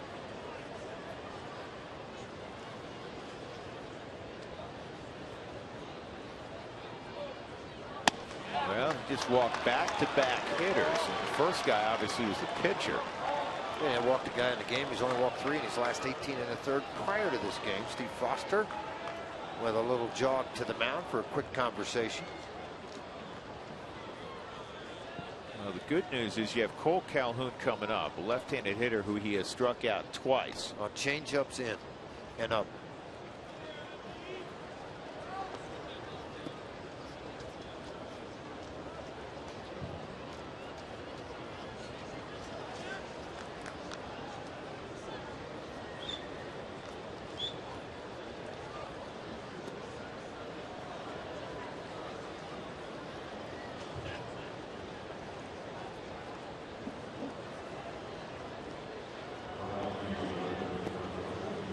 So the meeting's over. Cole Calhoun steps in.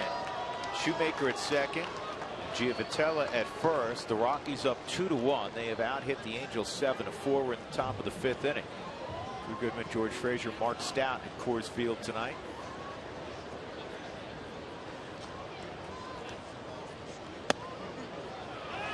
It's like he's lost his release point, George, all of a sudden. Give me another ball.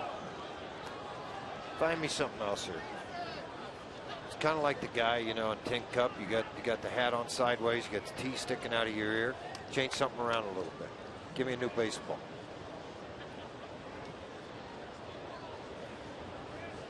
And I've said it many times. You get frustrated, and all of a sudden you start to overthrow the fastball. You miss your location. You fly out of your front side longer.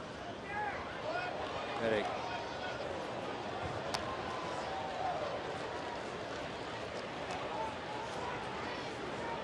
You want to put the inning down right now with 27 looming.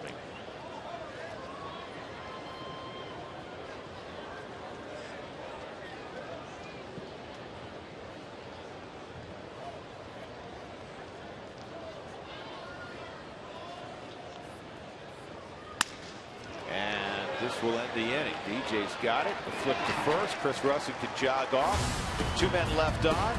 And the Rockies have a 2-1 lead. DJ leading it off when we return.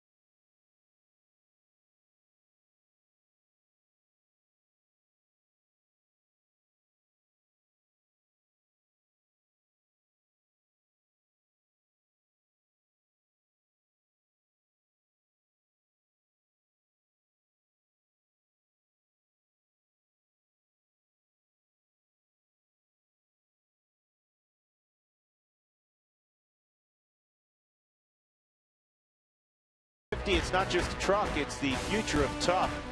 By Southwest Airlines, book your low fare now at southwest.com. And by CenturyLink, your link to what's next.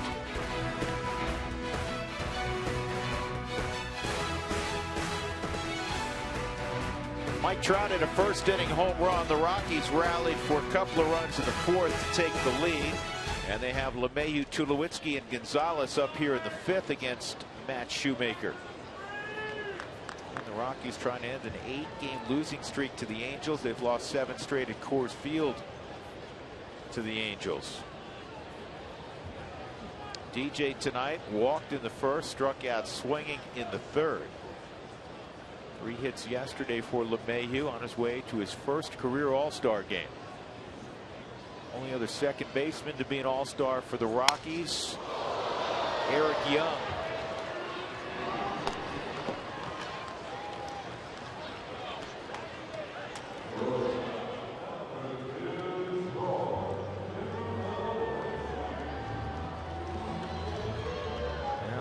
DJ will need a new bat next time he comes up. This thing got literally broken in 2.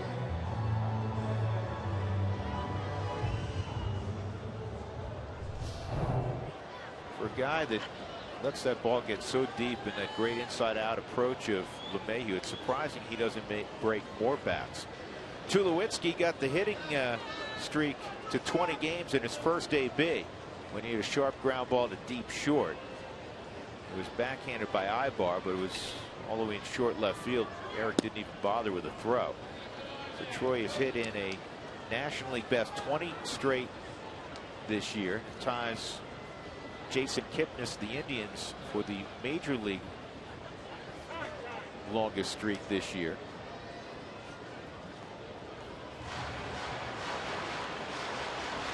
Since May 29, Tulo's hitting .387. That's the best in baseball.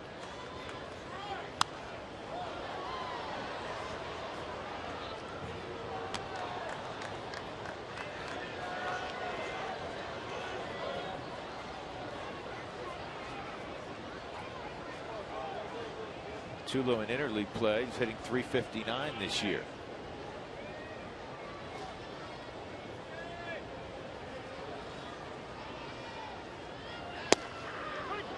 Doug just handed me a note that shocks me a little bit, and maybe it shouldn't. What do you think the longest in numbers, the longest hitting streak ever by a shortstop is? Well, I got to think back a little. Don't worry about the player, but just think in terms of, you know, how many games in a row. 28. It's actually 38, so maybe I shouldn't be as shocked. Who do you think produced it? It's a guy who's still playing. He's had a really good career. Jimmy Rollins. Jimmy Rollins. 38 in a row between 05 and 06.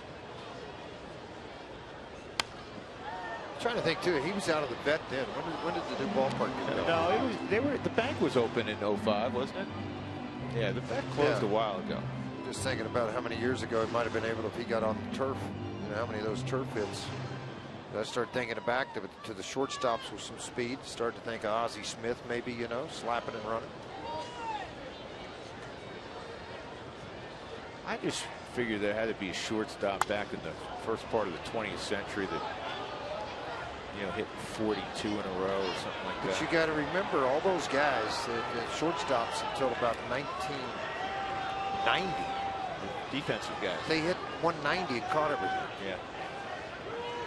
Go back to not knocking them. That's just the way the game was set up. Well, the Boas, the Harrelsons, the Kessingers. Well, you can't say that about Boa. Boa had 2,300 hits. Yeah, it's true. He swung the bat well. This is a good little swing to deep right field, and at the wall, Calhoun makes the catch.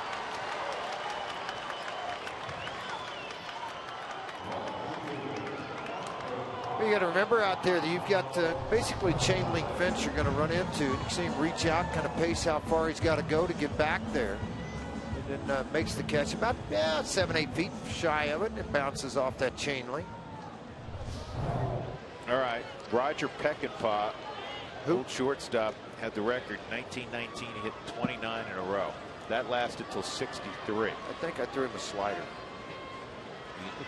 Actually, you did face him. Close, but you didn't quite overlap. Cargo a double last inning to get a 2-run rally started. Ripped it down the right field line.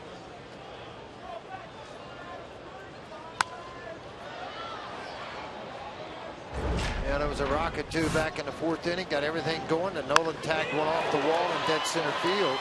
But this ball was hit on the line, and all Calhoun could do was retrieve and hold him to 2.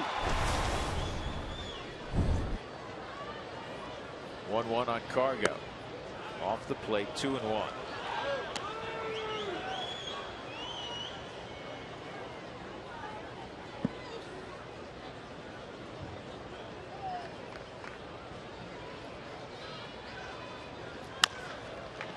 And a big bouncer cut off there by Ibar, and he throws it away. I saw that coming from 100 feet. I really did. Because Ibar is going to cut that off right in front of Giovatello. It's going to be a very off-balance throw.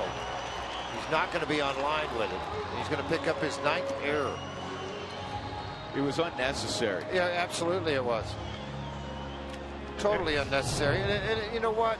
Why make a throw on a high hop right here? Giovatello's got it. Cargo's halfway up the line. Now you're going to fire it well out of the reach of Albert Pujols, almost 10, 11 feet. Well, Albert tried to catch it with his bare hand. Yeah, but look right behind. Giovatello's right there. He's going to catch it. He's going to have his body in a position to throw it. Make him pay for it right now. Well, they're going to score it. I had put down a 2-base error. They're actually going to give Cargo a hit. What? Really? Okay. Well, all right.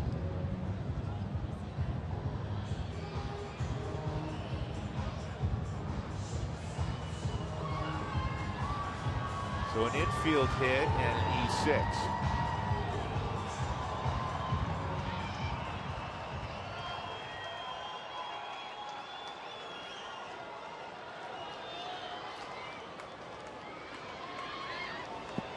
Nolan, an infield single and a double of his own off the top of the center field wall.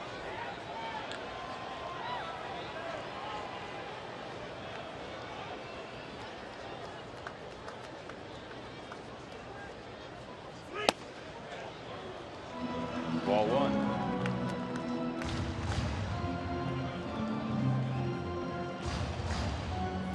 Rockies today 3 for 9 with men in scoring position. The Los Angeles Angels are 0-2. of Anaheim. Forgot that one. Don't forget that. I guess. Here's the 1-0 inside, 2-0.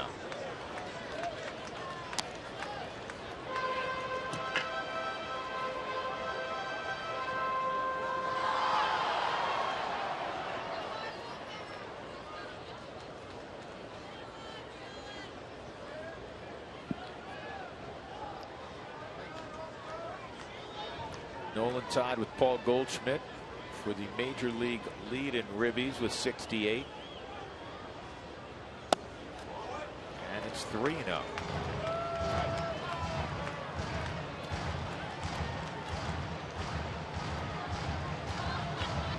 Tell you what, pretty big number for Nolan. We've always talked about what a grinder and a guy that can really bear down in tight situations. Think about this, folks. 40% of his RBIs this year, 27 of 68 have come with 2 outs. And they're not going to give him a chance to drive one in here, even though Paulson is 2 for 2 on the night. Picked up his 19th RBI in the 4th. He sliced a single to left back in the 2nd inning. And in the 4th inning, he came back up again. He shot one in the hole, and it drove in Cargo after he hit the double.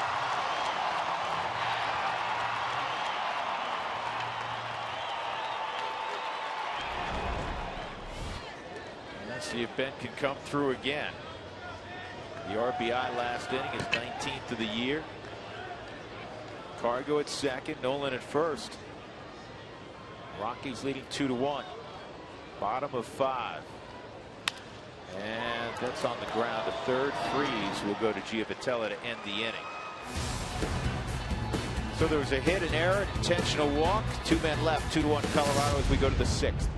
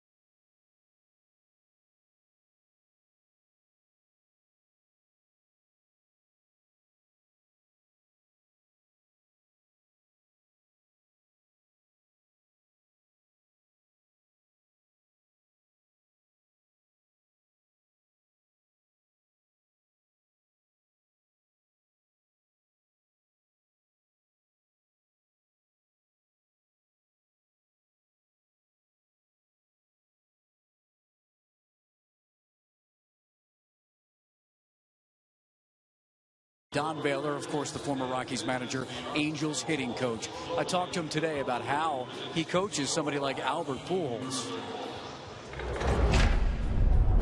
He doesn't really like people to talk to him about being a home run hitter. I said, okay, that's fine, but you're a line drive hitter that hits home runs, so let's do it that way. But the guys that he's passed just this year alone, you know, Jimmy Fox, you know, and just some of the names that he's surpassed are just incredible. You know. Guys, some of the other names: Ted Williams, Mickey Mantle, Willie McCovey, Frank Thomas, and Mike Schmidt is next. And you were talking last night, Drew, about being a right-handed hitter and one of the best of this generation. And he said, yeah, you know, we don't think about, say, Kirby Puckett or Joe Carter. It's always the lefties. He said Mattingly, Boggs, some of the names that Don knew. But it's an interesting conversation. Albert Pujols could be that guy, the right-handed hitter. Well, I go beyond that, Mark, and it's not just generation. In my mind, Albert Pujols is one of the greatest right-handed hitters in the history of the game. And believe me, there's a ton of statistical data and sabermetrics that would agree. And we'll show you some of the names that Albert Pujols Well, is with. you know what? This sabermetric stuff right here, when you play 23 seasons, you hit 305 and you have 755 home runs. There's not, you don't have to worry about any sabermetrics. That's just really good. Yeah, you thought you were referring to Henry Aaron. Yeah, and even what A-Rod's done, 670 in 2016. I don't need a guy with sabermetrics tell me anything. Same thing with Willie Mays, Manny Ramirez, Albert Pujols. Look at those numbers. Trout just drove another one out, and it ties it at 2. Well, you're not playing fair. That guy doesn't play fair. Yeah, Gilman. He hit that ball about 450. And if Mike Trout continues on the same path as his first few seasons, he'll be on that list clearly one day. He came into the ball game with just extraordinary numbers. He's got 50 RBIs now.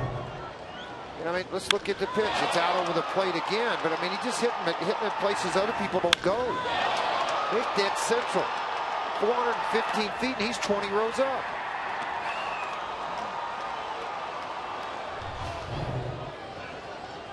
Mike Trout made his major league debut on this day 5 years ago. He's celebrating tonight. He's got 2 home runs. Albert Pujols tonight is 1 for 2.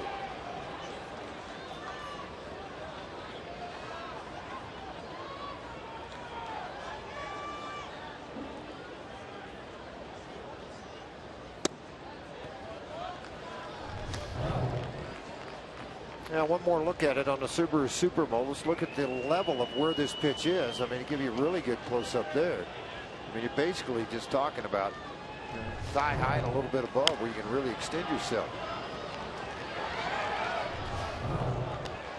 Yeah, another look at the flight of this baseball.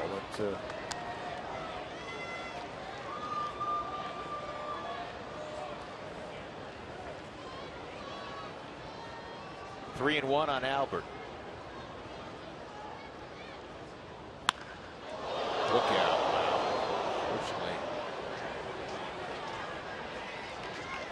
that hit a seat. Yeah, I hope so. Well, you know, you start talking about some of those right-handed hitters. You just mentioned a few of those guys that are out there. Think about these guys: Frank Thomas, Frank Robbins, Greenberg, Molitor, Biggio, Kiner, Ricky Henderson, Winfield, Kaline, Ernie Banks, Sammy Sosa, Mike Smith. Think about some of those. Killebrew. When you talk about OPS, you know, a guy on that list, and I know you get into the controversy of the late 90s and early part of the 21st century, but Mark McGwire, though he's never a big average guy because he walked a ton and obviously hit a ridiculous amount of home runs, OPS, on base percentage plus slugging is way up there. OPS plus, it's a sabermetric. It includes ballpark factor. Willie Mays, you know, had to play half his games most of his career at Candlestick. This ball's on a line at Charlie, and he had to leap. That's how hard that ball was hit. Yeah, a little bit of backspin on it. Charlie took a couple of steps in, had to retreat to catch the baseball. And in terms of OPS plus, on base percentage plus slugging percentage, all time among right-handed hitters, Rogers Hornsby at 175, 100 being average, at 175 is the highest. Jimmy Fox is at 163, to give you an idea. Joe DiMaggio 155. Miguel Cabrera is on this list of greatest right-handed hitters for me, 155. Henry Aaron 155. Willie Mays 156. Albert in his career 162.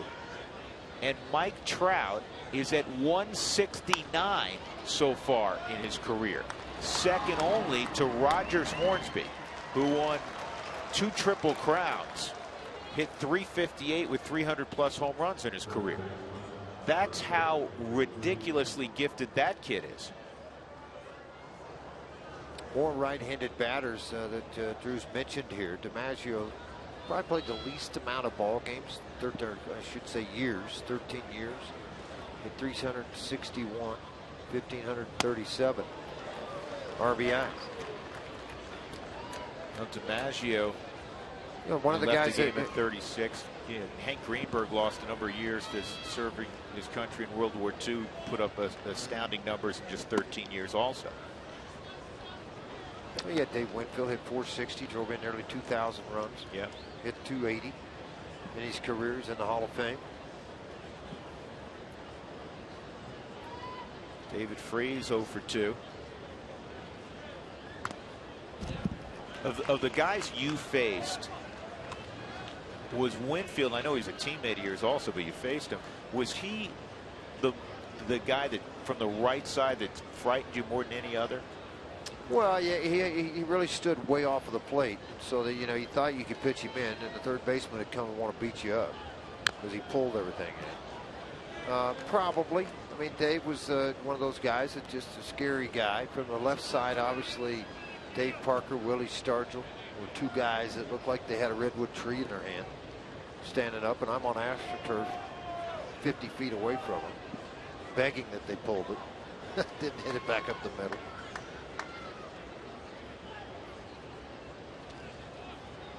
One and 2 on Freese. Russin misses. 2-2 ball game. You know, I love playing in the late 70s and early 80s. There were some great players, a lot of Hall of Famers now, guys that are in the Hall of Fame. I think have played with and against like 15, 20 guys that have been in the Hall of Fame lately. You know I what? love playing in that era, playing against those guys, playing against those teams. And, you know, the Big Red Machine was just tailing off at that time. And you had the Pittsburgh Pirates and the We Are Family and the great teams.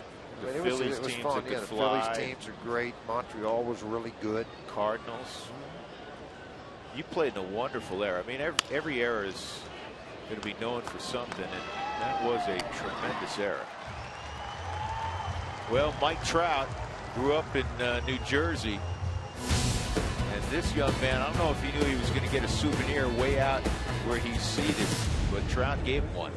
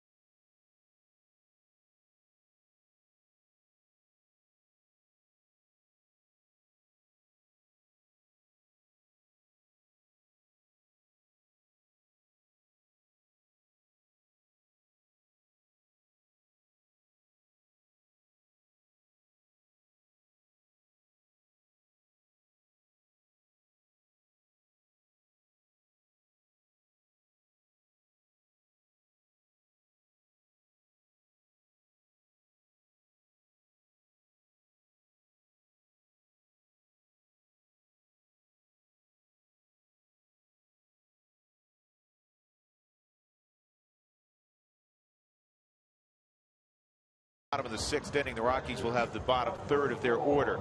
The NOS standings are brought to you by DirecTV. The Dodgers out in front, 4.5 games up on the Giants. Giants just got back to San Francisco after an 0-6 road trip.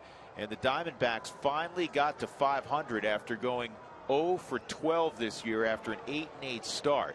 Every time they had an opportunity to get to 500, they lost. The Rockies knocked them off a couple times in their pursuit of 500, but they've arrived. And then the Padres and Rockies. Well, Troy Hawkins up in the Rockies bullpen with Chris Russin due up third in the inning. Nick Hundley had an RBI single in the 4th. He'll lead things off against Matt Shoemaker.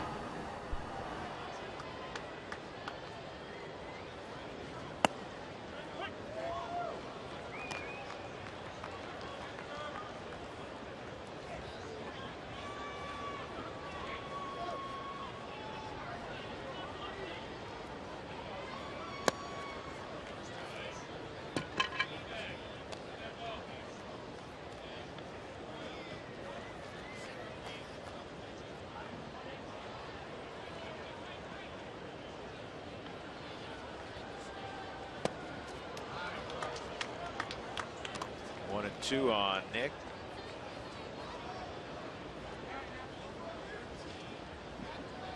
Both of the Rockies' runs came in the fourth. 4 straight hits, doubles by Cargo and Arenado, and then singles by Paulson and Nick Hundley.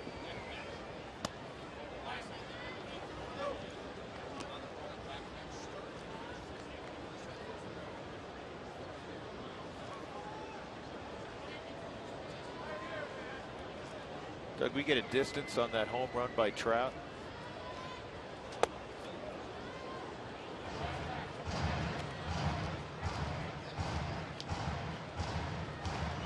You know that little gizmo they worked into your headset where you can push the button and talk to me? Yeah, see, that's the button. They did that a month ago. You've used it twice. Oh, man. Just foul. Nick got out in front on the 82-mile-an-hour split finger.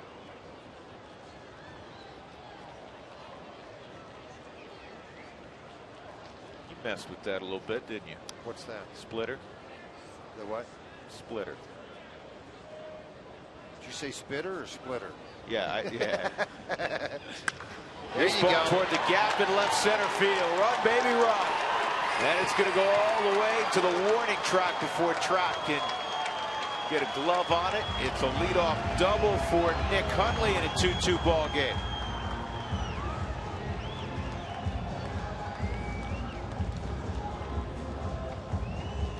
Yeah, making a mistake, and anybody, no matter where you are coming out of the fingers, it's a split finger that did split, but it just kind of split right in about belt high. It stayed down, and then that gave Hundley a chance to drive that ball into left center and get things going here for the Rockies in the bottom of the 6th inning. Willeen Rosario has stepped out into the on-deck circle.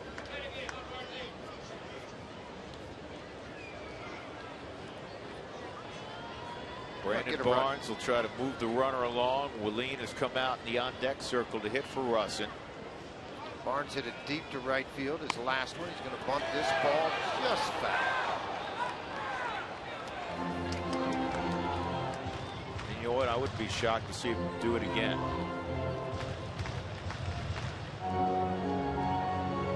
Well, here's the thing about it. Shoemaker throws a slider, but not very often, so it's fastball split. And we all know that when he has difficulties at times with the slider. So now you got a guy in a pretty good position to go here. Their bullpen is hot. You got some guys going down there. You got a left-hander going. I think that's more for Charlie Blackmon, not for Willeen Rosario. Trying to get the matchups Mike Socia is.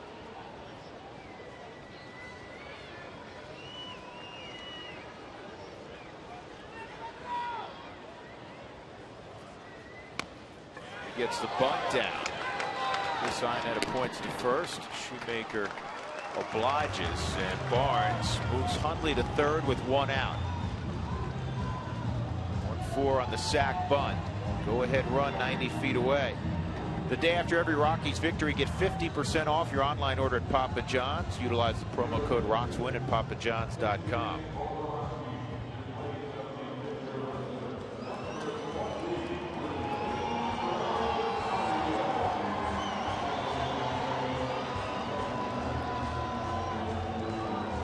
This is just a trip to make sure you're on the same page with the scouting reports, because you don't see a lot of guys.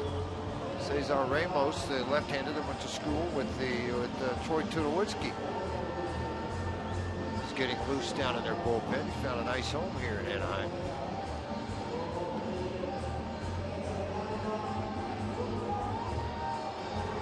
Well, listen, for Chris, it was an outstanding outing, save having to deal with Mike Trout. It was an outstanding outing. Are you kidding? He gave up 5 hits, 2 runs.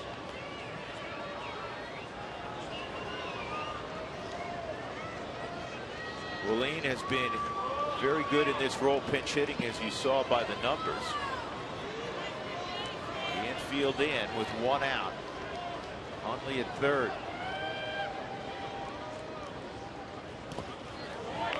Willeen stayed off the slider, and it's 1-0.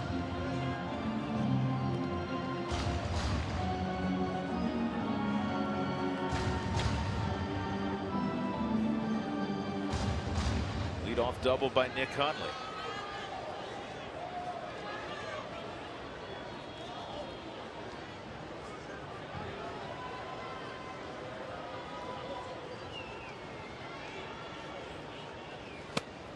And the fastball's in.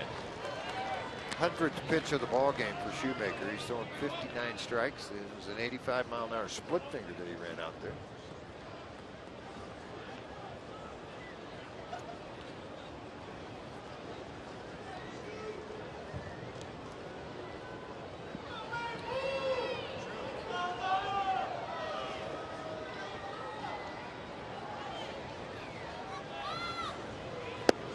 Slider off the plate, 3-0.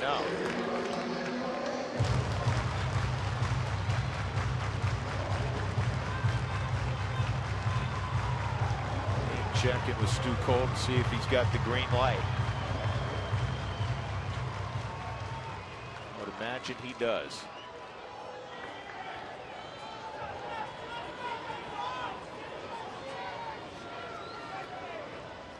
Well, you're up there to hit. Infield's in. And Willeen pops it up on a 3-0 pitch. Probably going to be the last guy that Shoemaker gets to face, and then we'll turn around and look back into the dugout, make sure the left-hander's loose, and Mike's going to go get him.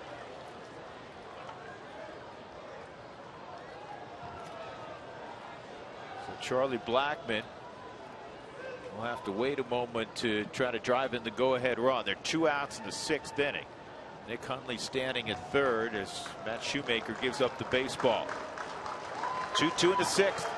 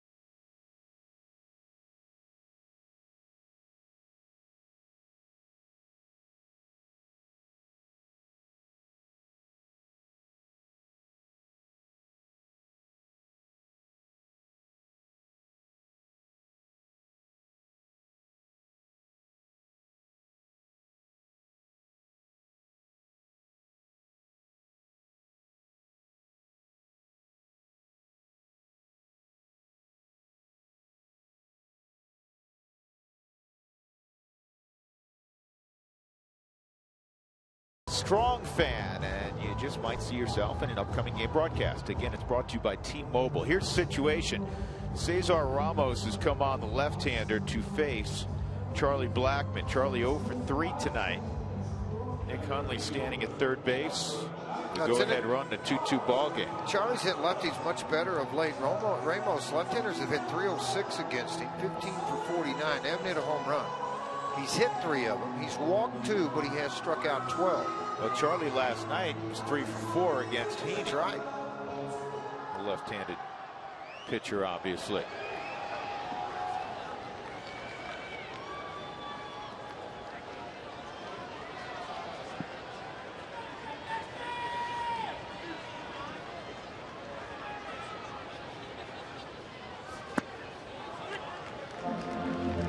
First pitch in there for a striker. The numbers on Ramos, 33rd appearance this year, and the numbers real good. Very good. 18 strikeouts in 24 innings, but that left-handed number really jumps out at you. 306, 15 for 49. And a line shot, but right at Eric Ibar. So Charlie continues to swing it well against southpaws. The Rockies waste an opportunity. They had Hundley at third with 1 out. 2-2 as we go to the 7th.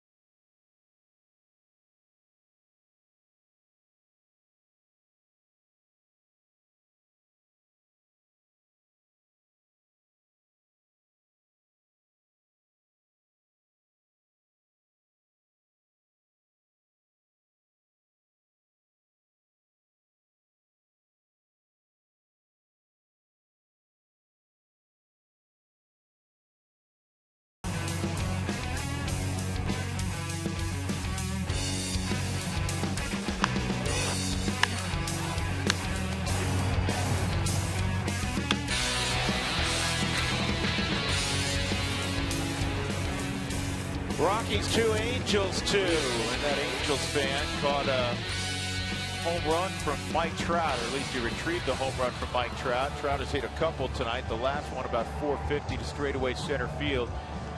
And it's 2-2 with Chris Iannetta, the former Rocky, leading off against his former teammate LaTroy Hawkins. And Hawkins, since he's come back from the DL, George, has been in a good place. A very good place. Lefty's just 222 against him. A 1-1 record overall, 16 strikeouts and 15 2/3. Spent a breakfast with Hawk today. Had a very enjoyable time as we discussed a lot of things through our careers.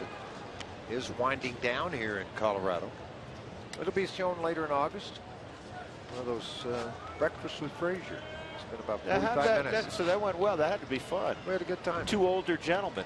Chad. Kirby Puckett was a big influence on him in his career. Kirby, one of my teammates, 86 and 87. Boone Logan also warming up down in the Rockies bullpen. Oh, dang it. Come back here.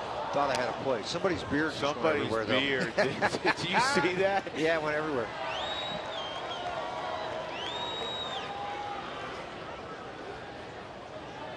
George, you look good in that hat. It's fine. Go get it. I'll wear it.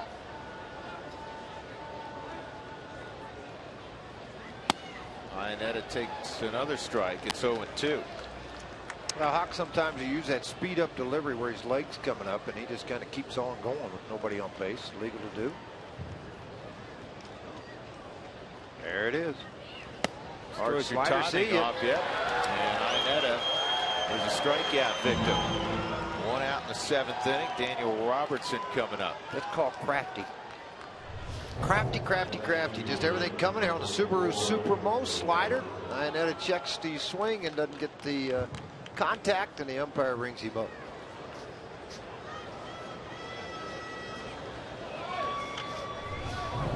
Daniel Robertson ground out to third, and ground ball to Ben Paulson at first.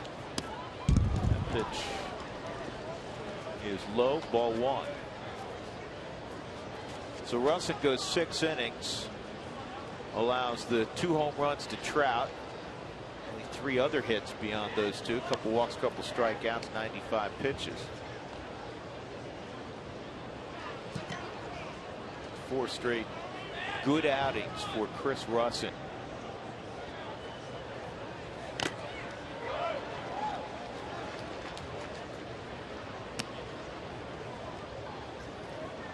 Now, Hawk grew up in Gary, Indiana.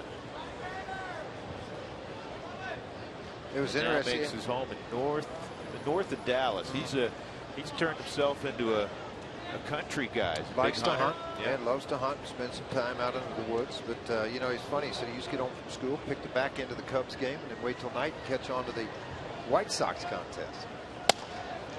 He said I wasn't ever really a Cub fan or White Sox fan. I was a baseball fan. Yeah. Troy was a good basketball player too in high school.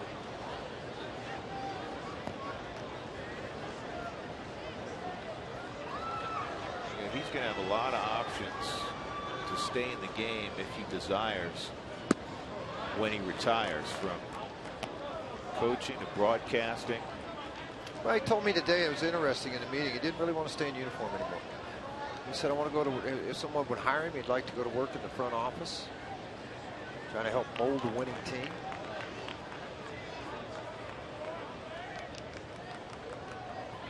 (3-1) ground ball on through the left side despite the dive by Tulowitzki. So a 1-out single for Robertson. Joyce will come up now. The left-hander hit a home run to dead center field in last night's ball game. He'll face LaTroy Hawkins. Joyce 0 for 3 in his career against him. Just out of the reach of Tulo with a couple of step and a dive ball hit very hard into the hole between he and Nolan. Trying to get that reaction to get to the baseball. Doesn't get to that one.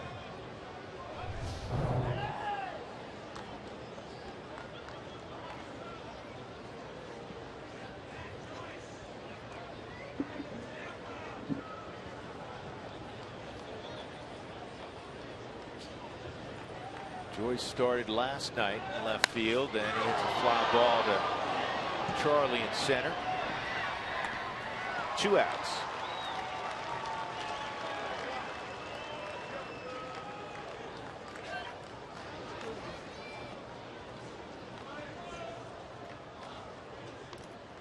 Johnny Giavotella will come up. Now, one of the differences between the two benches is Mike Scioscia has 5 to choose from. Walt down to 3 now. It makes it a little more difficult too with McHenry because you've used up your catcher, your third catcher, so you got to be a little more hesitant till you get him back into the game maybe in the 9th inning.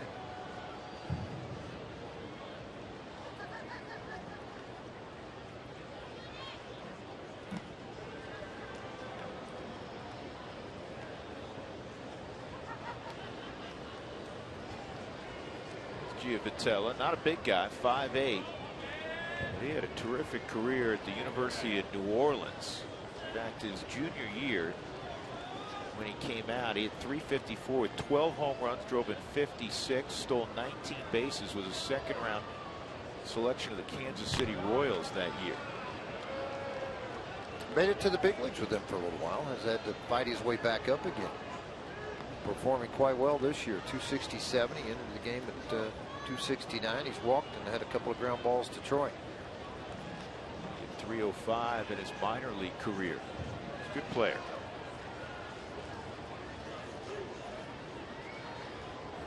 But the guy that he's replacing at second base was a tremendous player, now starring for the Dodgers, Howie Kendrick. No win situation for him, really. A fan favorite too on top of that. Yep. Another guy that they made a trade for at the time, Jerry Dipoto did, Josh Rutledge. And Rutledge's hitting 270 now at AAA Salt Lake City. He just got beat out. Yeah, he did. Plain and simple. He gets things going. I'm sure things could turn around for him. Robertson at first base, 2 outs.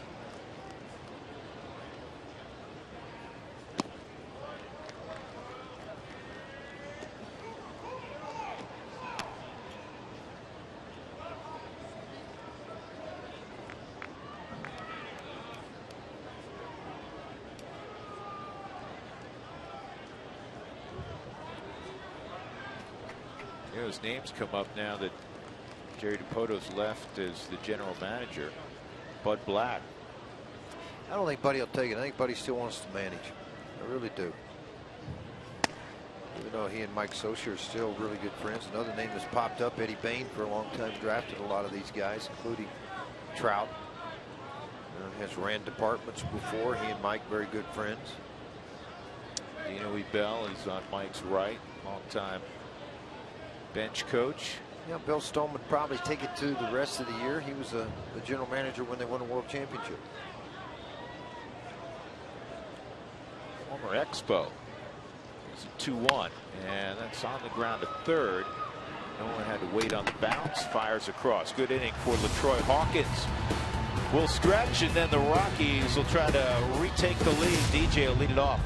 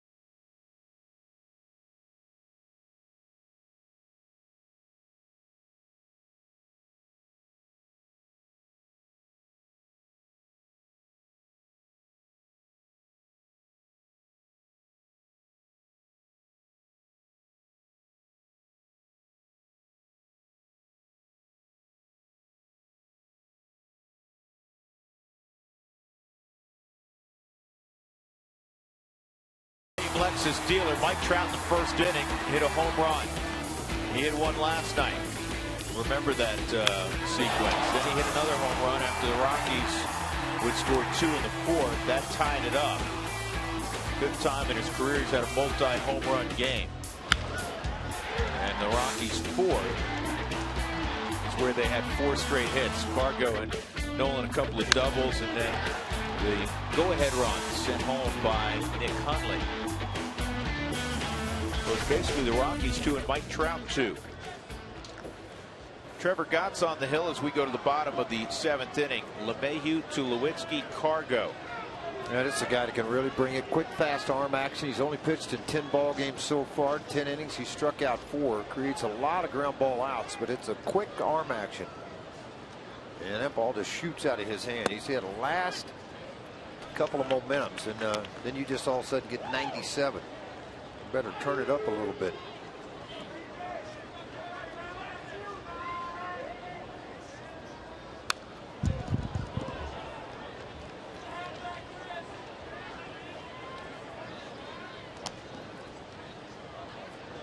Yeah, you got to get started a little earlier.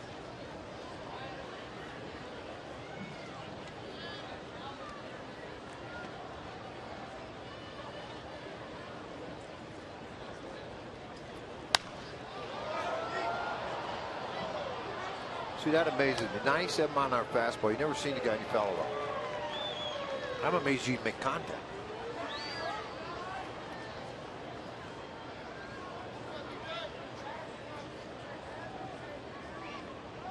You know, body type wise, it's a little different delivery, but body type wise,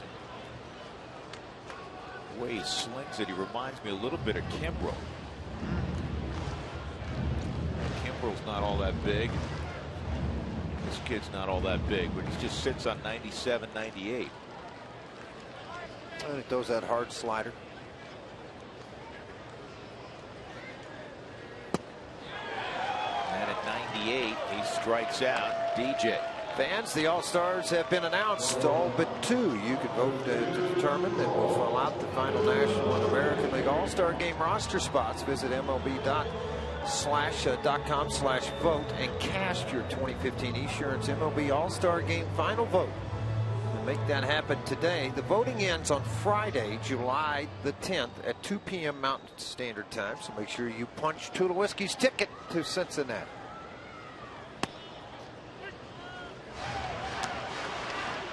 Troy 1 for 3. Those are going to sell quick. Yeah, those are the All-Star version, and we've seen a couple now tonight.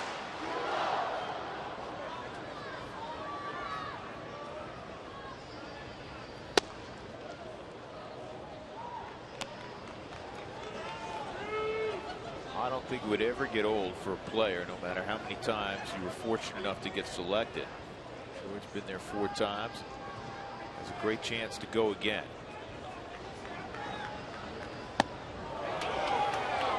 Boy, this kid's got some giddy up. Yes, he does. He's not having to hit the horse twice to get it to home, I can tell you that. Well, it's just a little bit of an awkward delivery enough, you know. Just got enough little bit of a weirdness to it that you just kind of like, wow. Setting up on that outside corner, through the heater to the outside corner. See you later. 98 with that fastball. Got extended a little bit. Man, oh man. That was a radio fastball, George. Yeah, right here. Coming right out of the hand, low 3/4 almost. And it just runs right back into the middle of the plate. Yeah, that's 98 with movement. Yeah, well, think about trying to hit it. We'll think about trying to catch it if you're Iannetta. Hope you got the sponge pad in tonight. Let's see if Cargo can run into one. He's got a couple hits tonight, 2 for 3.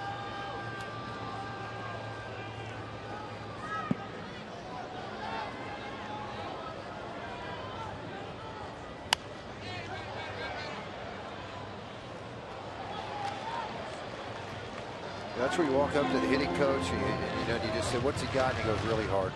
Just tune it up a notch. Logan and Canely are getting loose down in the Rockies bullpen. Boone was throwing in the last inning. Canely had been throwing. They are sending up Calhoun, Trout, and Pujols. So if you think the way Walt would probably try to run this thing, he'll have Boone Logan face Calhoun, and then he'll have the right-hander Canely come in and face Albert Trout. And he went slider, and it's 1-2.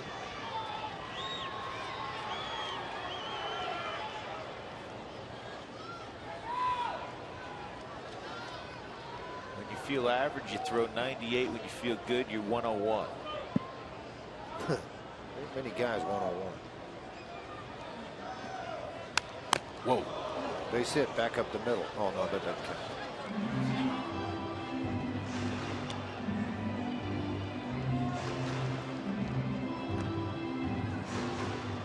Well, you pretty much know if the National League's leading, who's going to close it out in Cincinnati. Who do you think's going to close it out? Rosenthal? Or Waldis Chapman. You think? Can't imagine them not going there in Cincinnati. That's oh, man. dumb. Oh, the guy caught it. Yeah. Wasn't that easy, pal. What do you use, the cotton candy to absorb? I don't know what he used, but he's saying he's okay.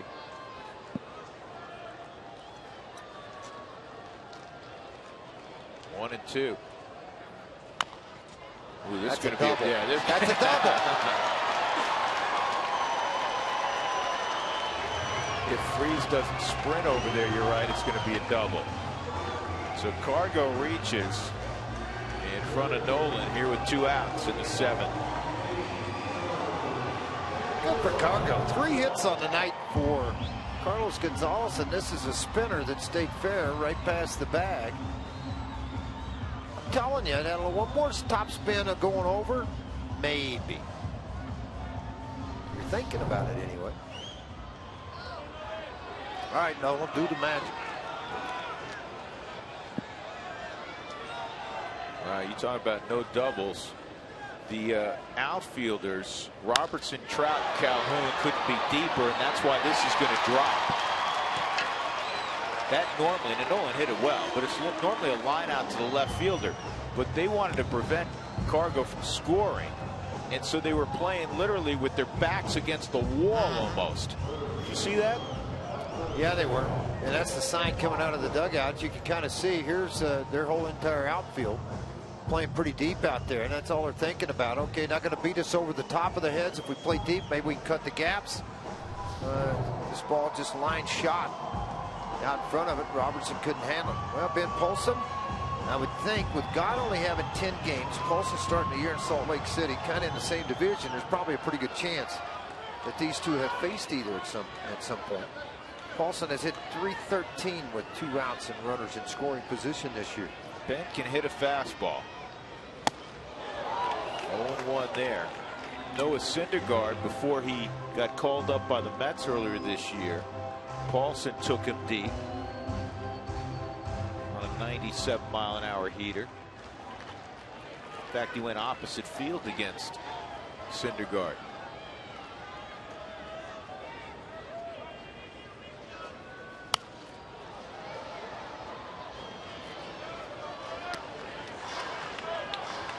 Getting tired, George. That was 96. That's the ball Nolan hit was 96 miles an hour. I agree. How can you not like Ben Paulson? Glad you sent that in, Mr. Paulson. No, I'm just kidding.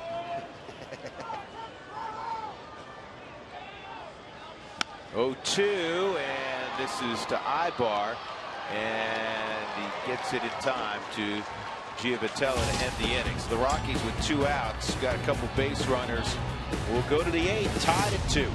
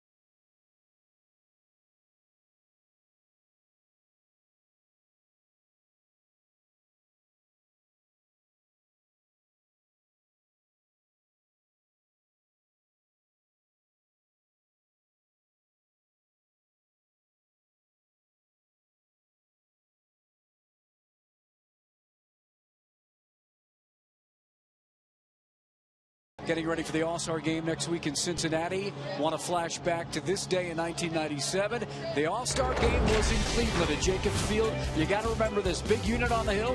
Whoops! Over Larry Walker's head. So Walk switches his helmet. He's going to hit right-handed against Randy Johnson. A fun time with Larry Walker in Cleveland going against the big unit. Randy's all business, of course. Joe Torre's getting a laugh at it. Mel Stottlemyre, some of the guys on the NL. You saw Biggio there. Takes a ball, heads over to the back to the left-handed side. And he ended up walking in that AB. That was in 1997 on this day. Guys, I was talking to Jeff Houston today, and he said that his first roommate when he was with the Montreal Expos when he came up in 1988 was none other than Randy Johnson. So there's Hugh. I said, really, your roommate? He said, yeah, I just got Randy Johnson by... Nobody else wanted to room with him. Well, I said, know what I said to him? I said, who roomed with you on the next time you were on a trip? And he goes, well, my wife came, so she was with me. Yeah, he didn't have to room with Randy. Right, so, but that was his first roommate in the big leagues, Randy Johnson. Good slider for Boone Logan to get ahead here on an 0-1 count. He's shown that slider to be very effective for him. Fastball still touches 93 at times. That slider nasty to Calhoun. Trout and Pujols on deck, so it's Boone Logan's one assignments to get Calhoun. And he's ahead 0-2. Unless is that a foul ball or is no. It was balls off the glove of Hundley, so it's 1 ball 1 strike. You see the numbers for Boone Logan after a couple of shaky outings at the start of the year. Everything's gotten pretty good. What's big to me is the strikeouts, 29 and 23 innings. Calhoun is 0 for 2 in his career against Boone. Big Texan can fire it. Left-hander's 135. To put a period on Mark's story about the All-Star game and Walk having fun with Randy Johnson. Walk against Randy Johnson had great numbers, hit just under 400. Told that story many times. I remember one time Walk did play a couple of times against Randy Johnson, and a couple of riders here in town got after him a little bit. So he played like the next 6 games, just killed him. I mean, just crushed the baseball. Yeah, there weren't many guys he didn't absolutely own. You're right. Yeah, hopefully the Hall of Fame voters at some point in his career give him that opportunity. He deserves it. Very great player. One of the better players through that era that people like to talk about. Walk was one of the best. 2-2 and Calhoun's gone. Boone Logan does his job. Strikes out Calhoun leading off in the 8th inning.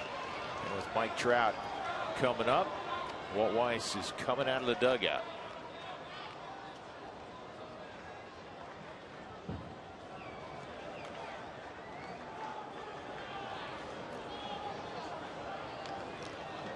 So it's going to be power on power.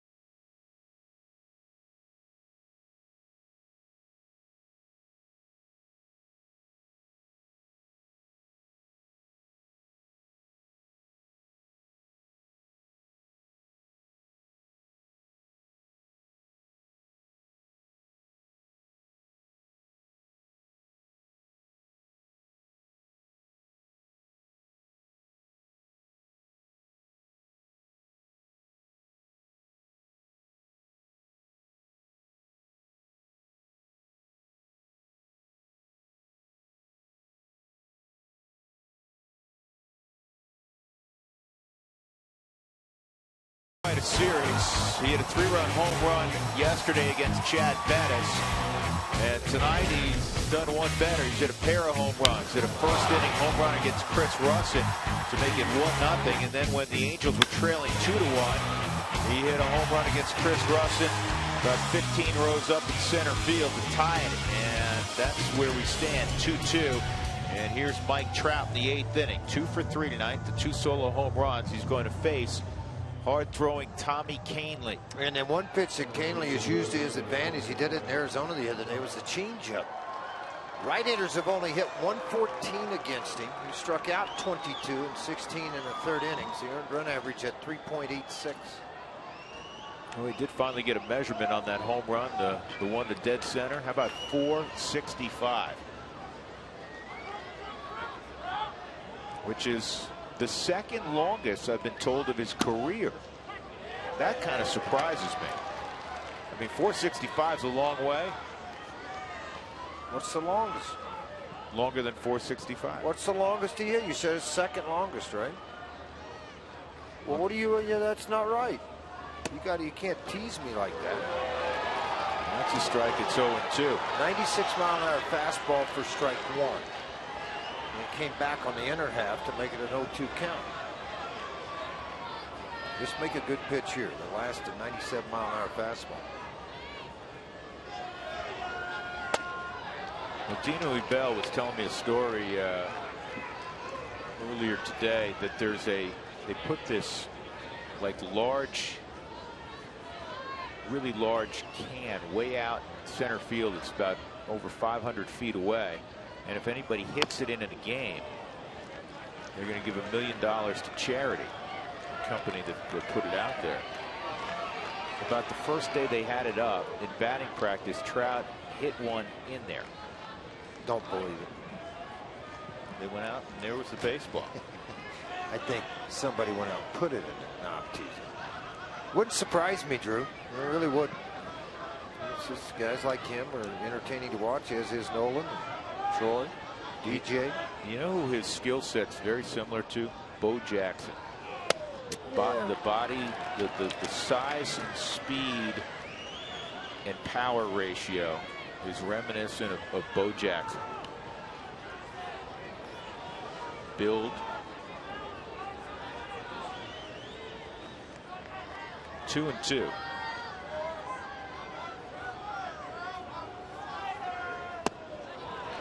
A little bit of the difference is Bo is a football player playing baseball. This guy's a baseball player playing baseball. I mean, Bo, as far as sliding in, trying to break up 2, all those different kinds of things.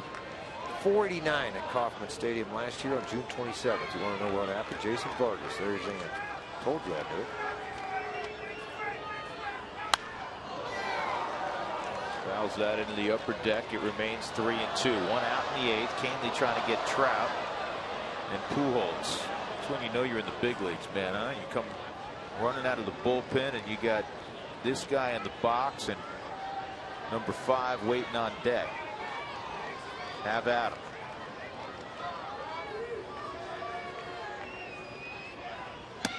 And Kahnle loses Trout. And now the speed factor comes into play with Trout. 9 stolen bases. He's been caught 4 times. Tommy Kahnle, you know the walks can come into it. He has 12 now, to go along with those 22 strikeouts.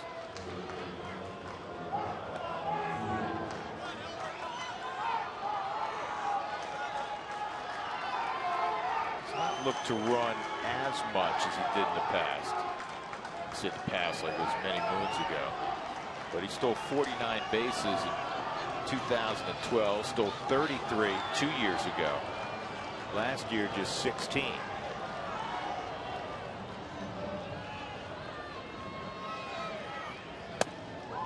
Albert takes ball 1. Both of these guys that have refined strike zone.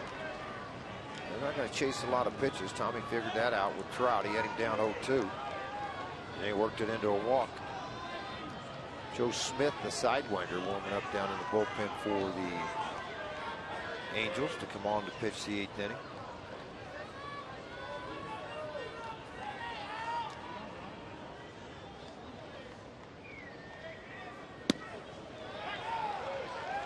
Changeup. That's what showed up the other day in Anaheim. Very good location, right on the outside part of the plate, about 8-9 miles an hour separation off of the fastball. Boy, it's really been a game saver at times for Tommy. I mean, it's a devastating pitch because he throws so hard, but he oftentimes throws that more consistently for strikes than his heater. And that's a called strike. Albert did much like that in the mid-90s. Right at the top of the strike zone. Ball looked like it had a little cut to it, too.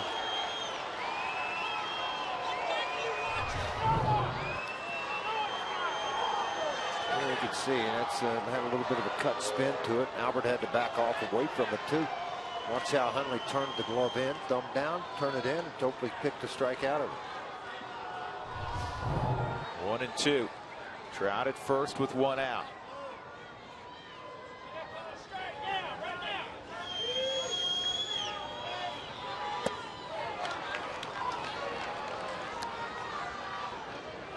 Trout does not have what you'd call a big lead.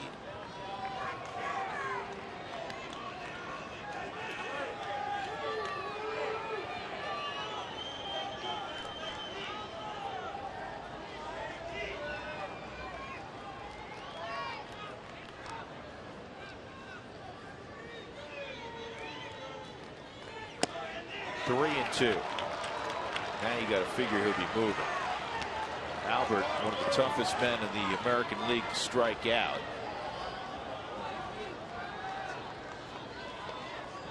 But obviously doesn't run well, so you want to stay out of the double play. That's Eric Ibar on deck.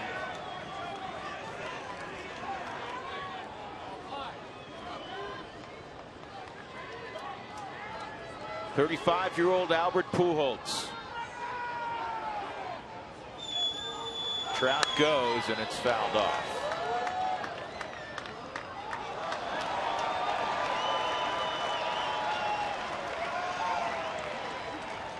You're talking about football, and Mike played some growing up. His dad, who was a 5th-round pick of the Twins when he was playing, drafted out of University of Delaware.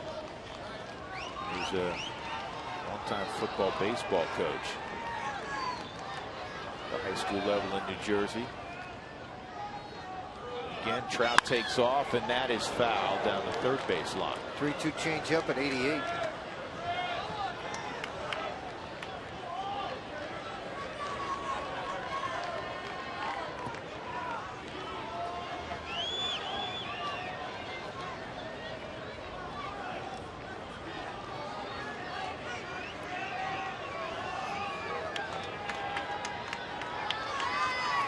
Let's see what he chases down after that pitch. It's shown the changeup. Gonna ask for it again. Hundley thinking it's the perfect pitch. Maybe they'll keep it away from Albert and won't be able to handle it. Trout goes, and once again we have a foul ball.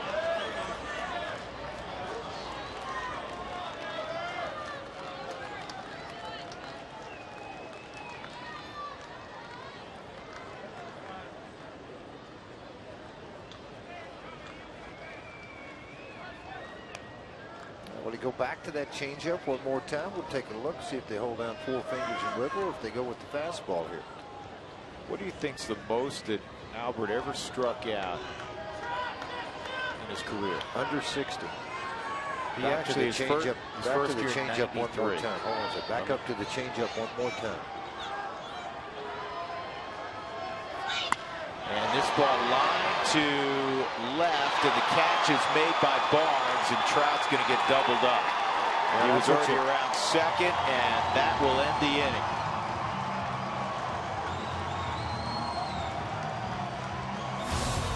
Well, you send the runner to stand.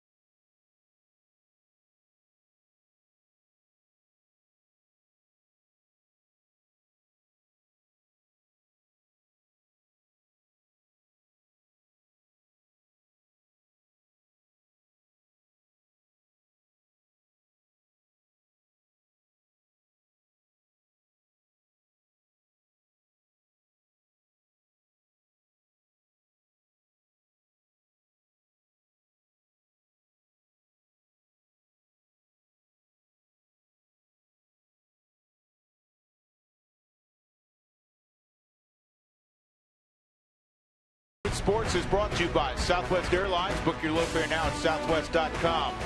And by Mike Shaw Subaru, always our lowest price in sales and service guaranteed. It's been an interesting night at the ballpark. A delay of 2 hours and 7 minutes initially. And then Mike Trout would hit a first inning home run. He said, oh no, here we go again, the way the Angels have been scoring. But it's a 2-2 game as we go to the bottom of the 8th inning. Tommy Kahnle gets Albert Pujols to line into a double play. As Brandon Barnes came on, made a nice running catch. Mike Trout, running with the pitch, was already beyond second base. Joe Smith will handle the 8th inning. Does a really right-hander.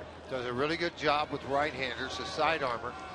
You can see right-handers just $175 against him, 32 strikeouts. He doesn't walk many. This is a veteran guy, knows what he's doing, keeping the ball on the ground. Can get the strikeout with the whipple ball slider. Now see if that'll be effective here at altitude. He'll have to really work it to the outside half of the plate. Hundley has not matched up. Excuse me, he has. He's 0 for 1 against Smith.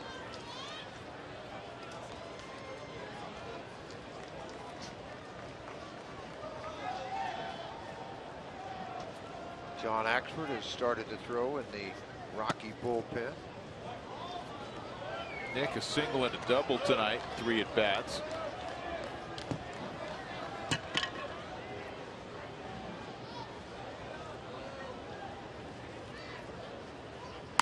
And make it 3 for 4 tonight for Hundley.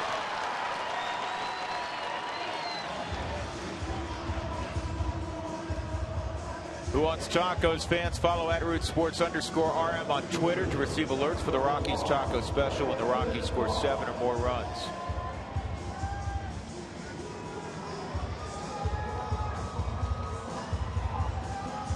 Brandon Barnes with Daniel Descalso in the on-deck circle. Brandon got a sac bunt down in the 6th inning. He's trying to do the same thing here.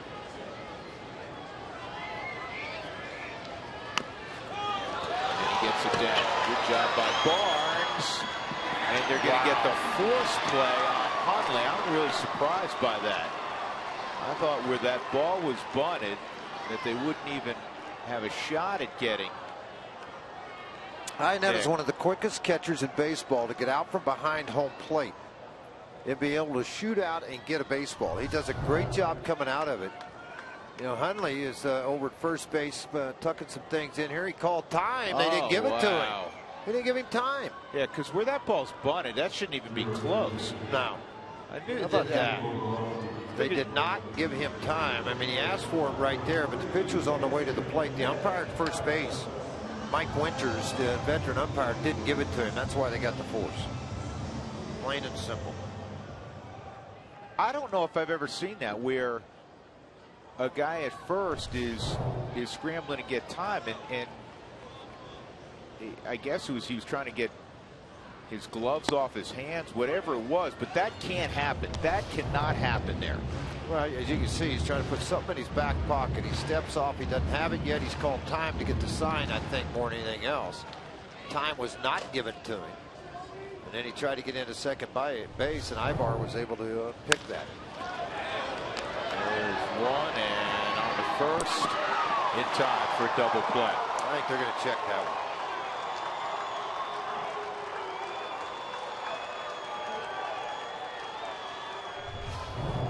Get another look at this. I think he beat it. He did beat it. He's safe. No question.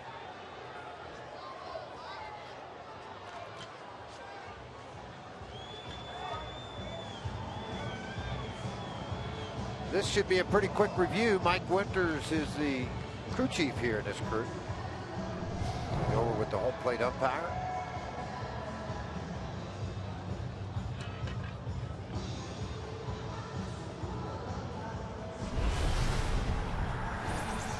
Time for a Subaru review. Whether you're on the road or at the game, everybody could use a second set of eyes.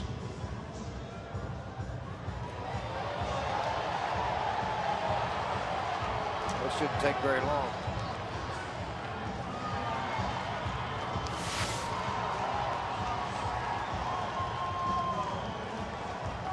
So Descalso at first, and Charlie Blackmon will hit.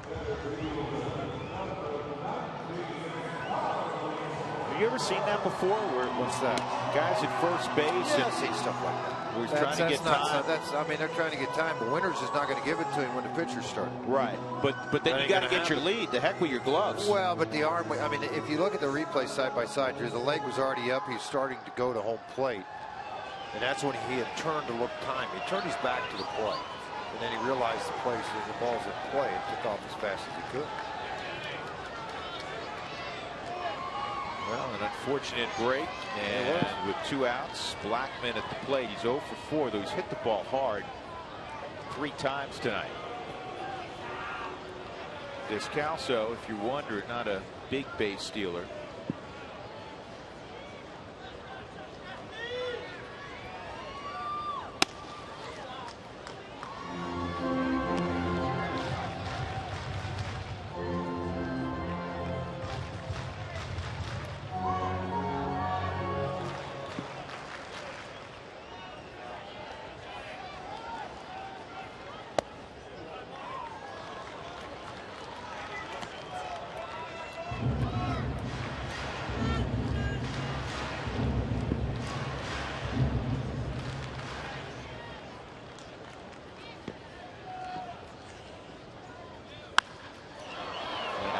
Fly ball to left field. Robertson will make the catch to end the inning, and we'll go to the 9th, still tied at 2. Rockies have 12 hits, but just 2 runs.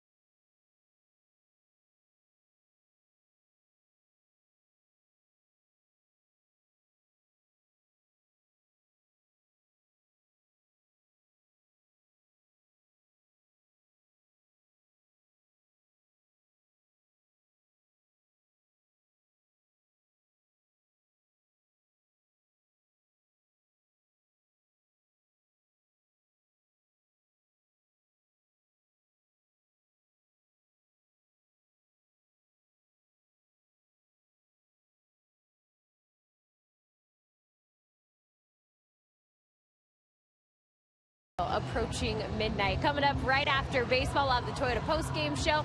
And on the Toyota postgame show, we'll start by talking tarp on, tarp off. Now 20 hours and 18 minutes worth of rain delays here at Coors Field so far in the 2015 season. A little trouting around the bases. Mike Trout with 2 home runs on the anniversary of his debut date. And we'll also talk a little hardball, the exit velocity of the ball coming off the bat. Very interesting tonight, and it's not just on the home run balls. That's coming up right after baseball. Drew George, we'll send it back to you. Jenny, thank you. The Rockies will put John Axford on the mound, even or ahead at home. You send out your closer, so Axford will try to keep it a 2-2 ball game and hope for a Rockies rally in the bottom of the 9th inning. He'll face Eric Eibart, David Freese, and Chris Iannetta in the 9th. Been a real good first half for John Axford on the field. Tough off the field, obviously, with what he's dealt with his youngest son and the rattlesnake bite in spring training. Eric Eibart 2 for 3 tonight. He's been one of the hottest hitters in the American League the last few weeks. Again, not your quintessential 5-hole hitter, but no other real great options for Mike Scioscia, so he's had Eibart hitting there, and it's worked out. It's where Josh Hamilton would have been hitting.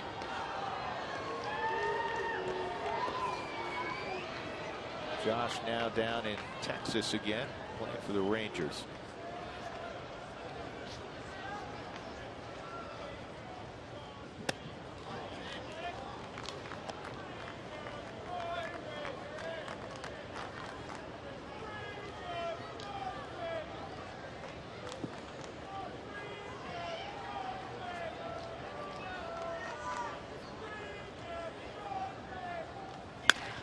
And a ground ball to DJ.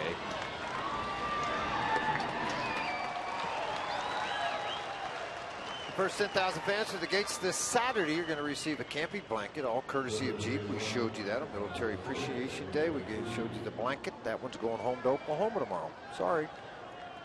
Yeah. How'd you like that, Sam? You thought you were getting it? I'm taking it. Rockies have left 11 on. The Angels 5. David Freese 0 for 3. He's hit it on the ground all 3 times.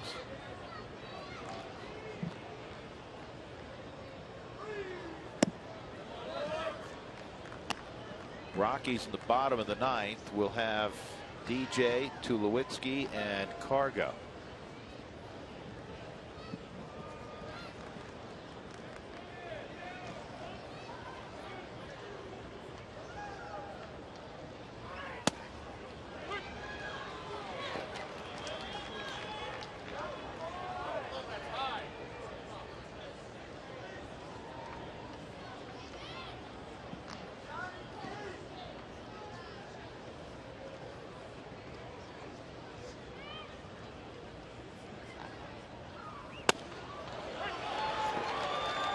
Got a little bit of heat on that bullpen too at 95 miles an hour. I like it.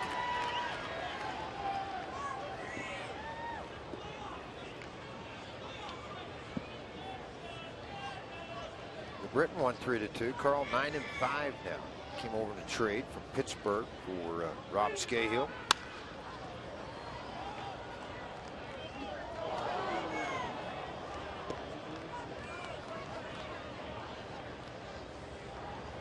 If they take the lead, Street will be in. If they don't, Alvarez will be.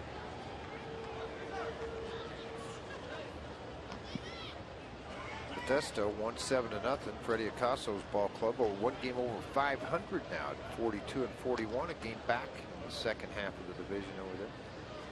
Belloc picks up the win. He's 1-2 now. Thomas hit his 5th for Modesto.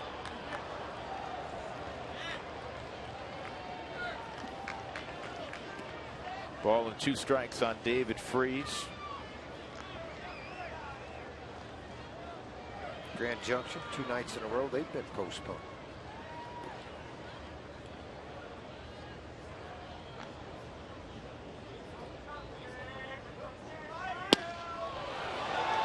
Just off the corner.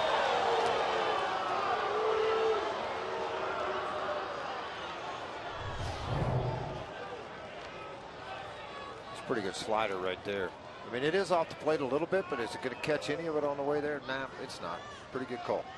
I have to admit, as much as I don't want to, I have.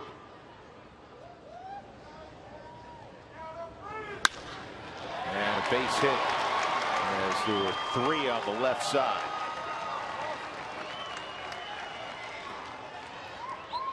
But David Freese on with Chris Iannetta coming up and 1 out. Time for the CenturyLink link to what's next. Here's the pitching matchups between the 4-game set with the Atlanta Braves. Rockies will see Shelby Miller on Friday night. And the Rockies will have Kendrick Hale, De La Rosa, and Bettis. Yeah, Matt Whistler, the top pitching prospect in the Padre organization, went over there in the Justin Upton trade. He's come to the big leagues, pitched well. 3-1, 313 earned run average. Well, young lefty will finish things up on Sunday. Walked out the other day after his first start, had cramps in his legs. Freese is out. And the former Rocky farmhand Taylor Featherston will pinch run.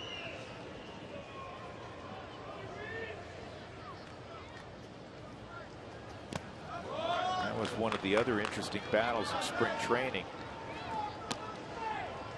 for the Angels. Featherston, one of the guys that prevented Josh Rutledge, who was ahead of him in the Rocky system, from making the Angels. It was Featherston who made the big club.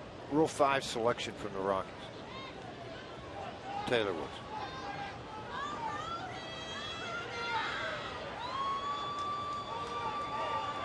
Valuable guy. He plays second, short, and third base.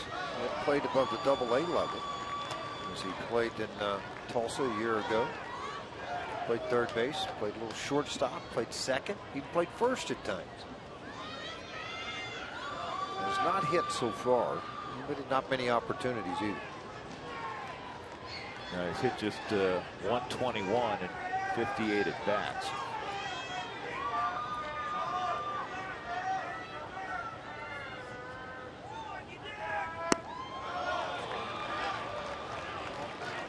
No swing, and it's 3-0 on Iannetta.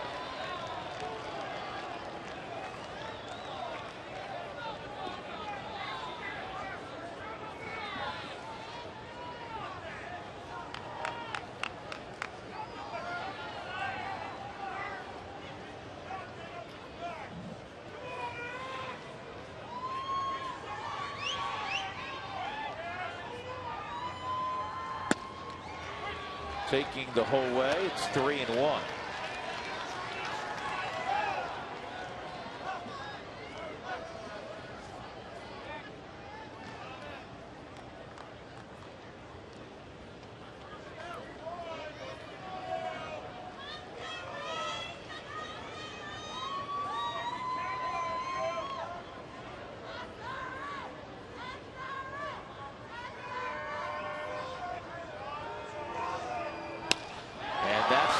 Down the left field line. Featherston can run, and he's going to get a hold sign at third. Chris Iannetta, one-out double against John Axford. Second and third. Daniel Robertson will be coming up. Yeah, Iannetta coming back to his old stomping grounds. I thought this ball, when it got off down into that corner, it was Barnes' speed that really saved him from being able to send this runner Featherston from first base. He came around trying to pick up third base coach and had to put the brakes on. They've already used Joyce, the left-handed hitting outfielder, as a pinch hitter in this ball game. They have Navarro left. If they could run in, go ahead and force that situation. Crone is swinging. Who is that? Is that Navarro swinging the bat in the on-deck circle? So he'll go ahead and load the bases with one out. Try to set up the double play ball. Good baseball move.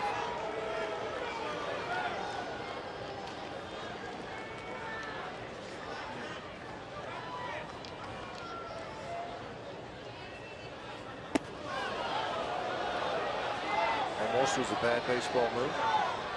Just don't. Navarro's never faced him.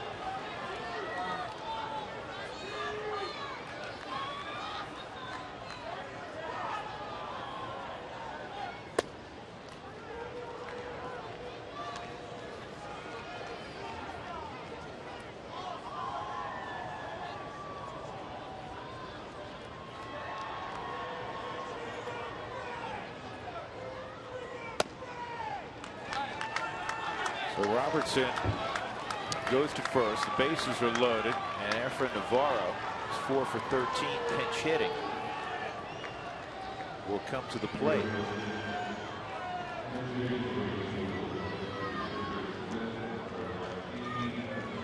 And up and down this year. It's his third stint with the Angels.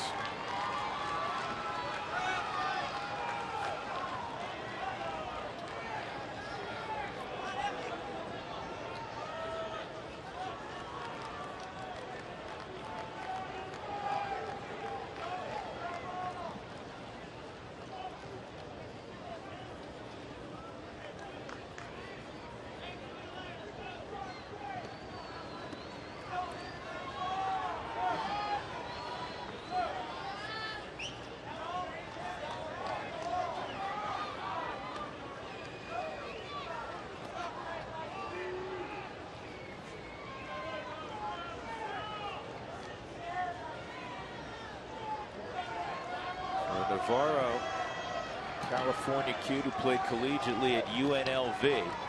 John Axford looking for a ground ball. Good idea. Start him out with a curveball. He threw it for a strike. Most pinch hitters coming off the bench are setting dead red. That's what they're waiting on. You gear up for that, and you throw the hook and really offset a lot of things. Yeah, there's double play depth, and then there's you know, a little bit inside of that. That's where DJ's playing. In case he gets a ball that's not hit particularly hard, he may come home with it if he doesn't think he can turn it conventionally. Got a left-handed guy at the plate, so you know he's going to be a little quicker to the first base bag. So if that ball's not hit perfectly to him, it doesn't leave you a lot of choices there. Make that snap throw. Featherston does run well. Tied on the corners to the Whiskey's back.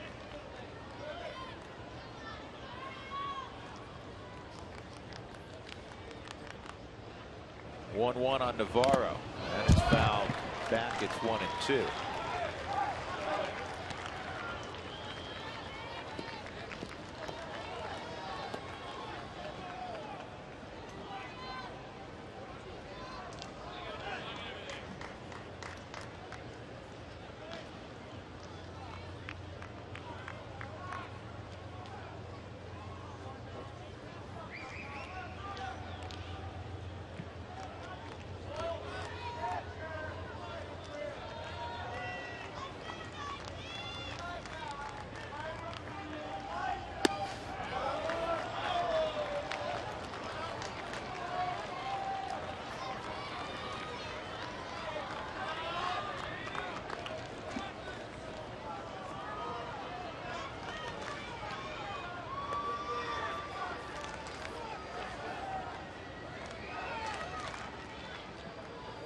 Featherston at third, Ionetta at second, Robertson at first, 1 out, top of 9, 2-2.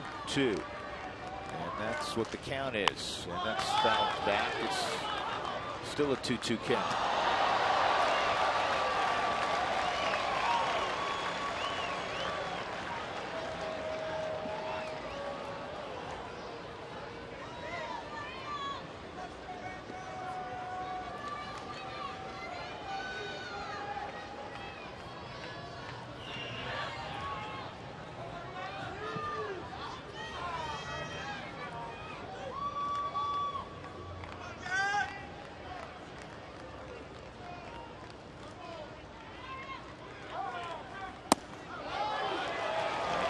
Full with no options for Navarro to go anywhere with the bases full. So John Axford and Efren Navarro, a 3-2 count. And defensively, the Rockies stay the same on a 3-2 count with 1 out. DJ playing almost even with the base pass between first and second. Renato a couple of steps behind third. Paulson's tight at the bag. Swung on and missed. Axford strikes out Navarro with a second out of the inning. How big was that? Big curveball. That time he couldn't foul it off to come up with a swing and miss. That was nasty. That hard cutter to the inner half of the plate. Coming out of the hands on the Subaru Supermo on that inside part of the plate. Navarro tried to clear the front to get to it and couldn't handle it.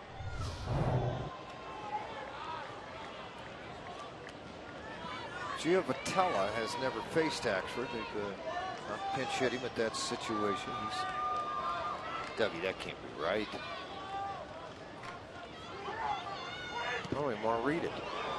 5 for 7, Drew. Giovitella with the bases loaded this year. 10 RBIs with the bases loaded. Now think about this, folks. He's got 32, so a third of them have come with the bases loaded this year. Well, the law of averages says he makes an out. That's right.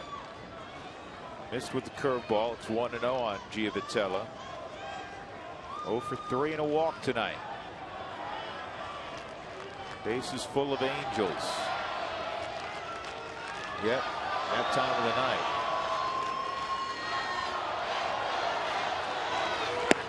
And it's 2-0. That's one thing about Giovitella. It's a different breed. When you're working with a leadoff guy, he's going to be really picky. He's going to make you center cut something to throw for a strike. He's behind 2-0 here. Didn't chase anything yet.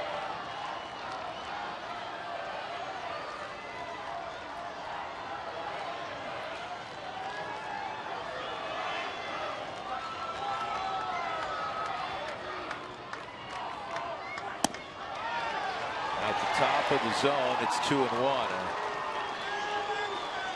Fastball at 96.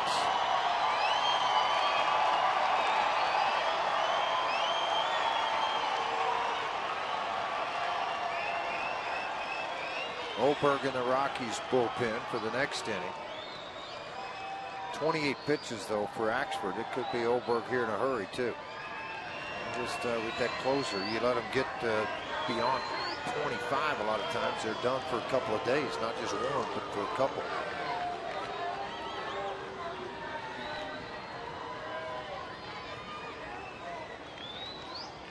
Featherston pinch running for David Freese, who singled, Iannetta doubled, and Daniel Robertson an intentional pass. Bases loaded.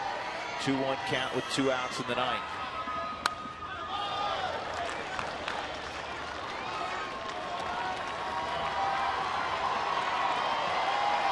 Hey Johnny, you may see that hard slider right here at about 91 miles an hour diving away from you. Pretty good chance of it. Been the out pitch so far this inning for John Axford.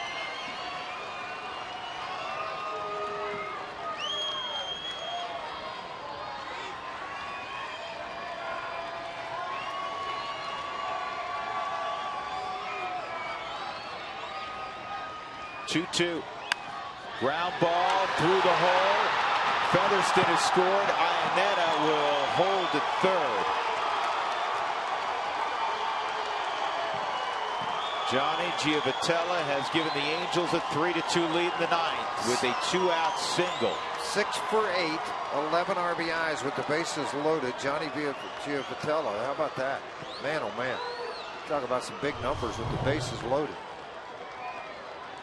It's a curveball that was spun up into the air and it hung. That ball didn't get down to the bottom half of the strike zone, and he hit it right in between Troy and Nolan Arenado into left field.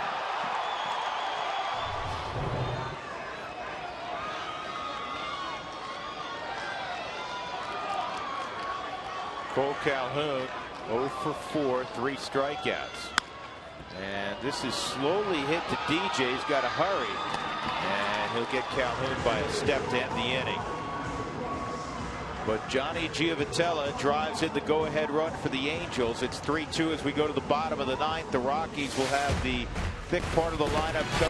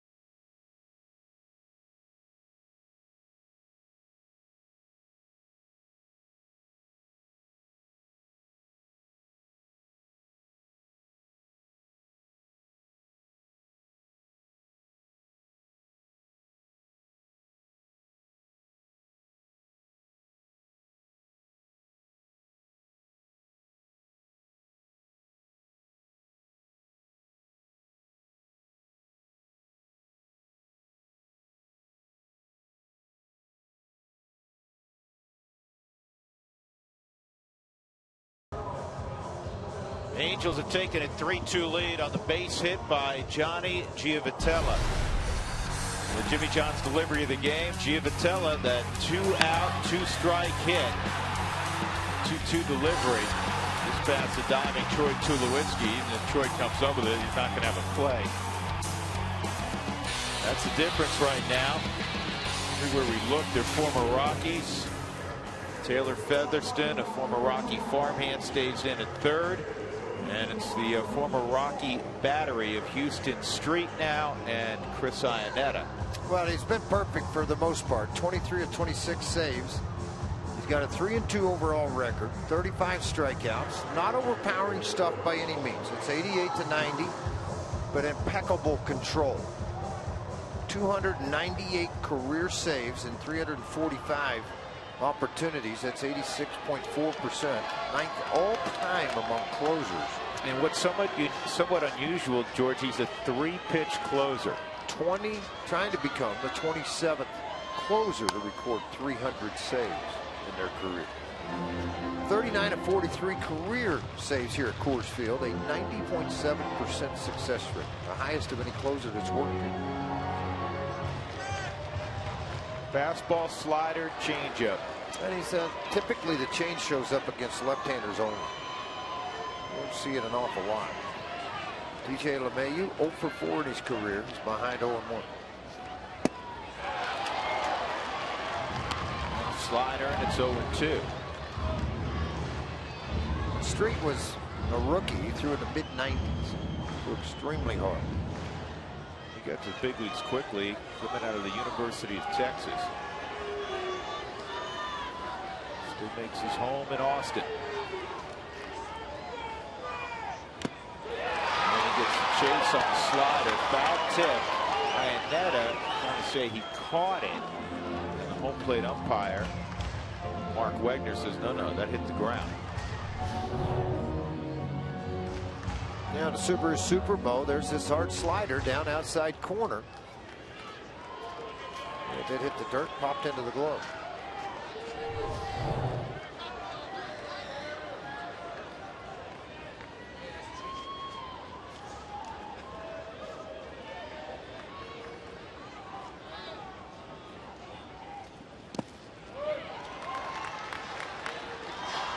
One and two. Tulowitzki on deck. Cargo behind him, and then Arenado. Rockies 2 runs on 12 hits. Really unusual to see that kind of hit total and only 2 runs produced, especially here at Coors Field.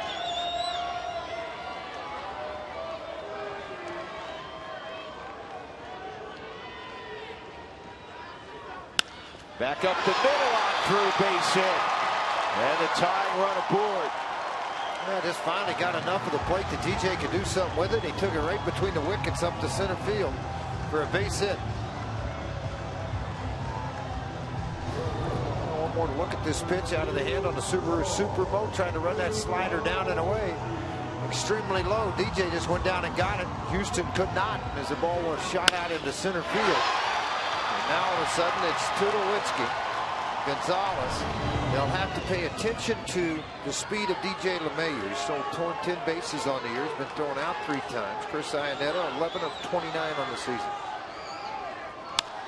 Tulowitzki hits one in the air to deep left center field, and it is caught out there by Robertson. And DJ, who is already to second base, has to return to first. It is a very, very long out off the bat of Troy. 1 gone. Boy, I thought he got it. Thought he ambushed the first pitch from Houston Street. And Iannetta saying, you know what, we might want to switch things up a little bit. A lot of sliders. Left this one in the middle of the plate. Robertson gives chase, able to catch it in the deepest part of the ballpark. On the Subaru Super Bowl, check him out as he guides that ball into the leather. So at the plate, Carlos Gonzalez. 3 hits tonight. A double and a run scored in the 4th. Gonzalez versus Street in their career 0 for 3.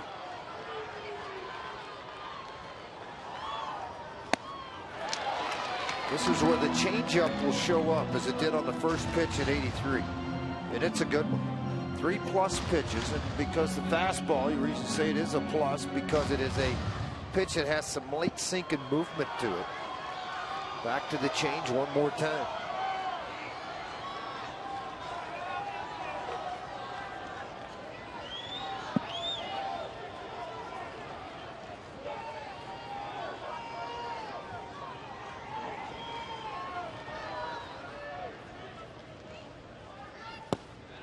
Changeup's in, and it's 1 ball, 1 strike.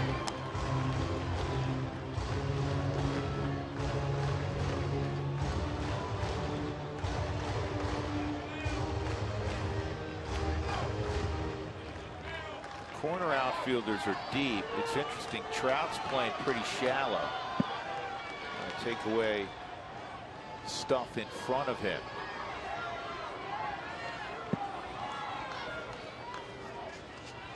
Three-two Angels, bottom of 9, 1 out. DJ at first.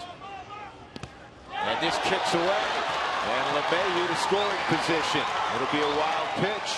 Pitching away from contact, trying to get him to chase out of the dirt. Iannetta, tough break there, caught the heel of the glove with some late movement. You look again, they're looking for the ball in the outside corner. That ball bounced about a foot in front of home plate and then off the chest of Iannetta. Not anywhere close to the plate. That took a weird hop from behind the plate on the changeup.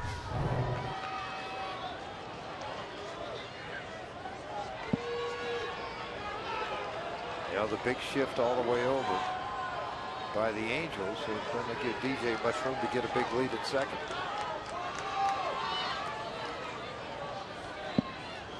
Alfredo Griffin will move Ibar a little more on the other side of shortstop. It's a lot of ground balls where he just vacated.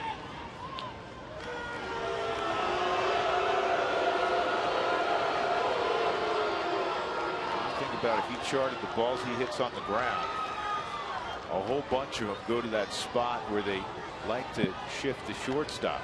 The Rockies are 3 for 13. And have left 11 men on base tonight. LA 1 for 5. They've left 8 on base. 2-2. Yeah, it's a changeup.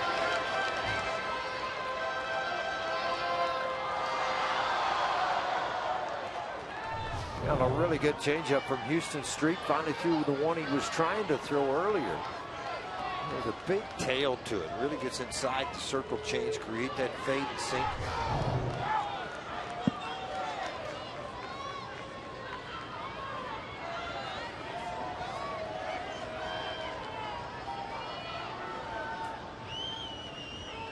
Two-two. And Street strikes out Cargo. Again, it's a changeup. And that's the second out. It'll be left to Nolan Arenado.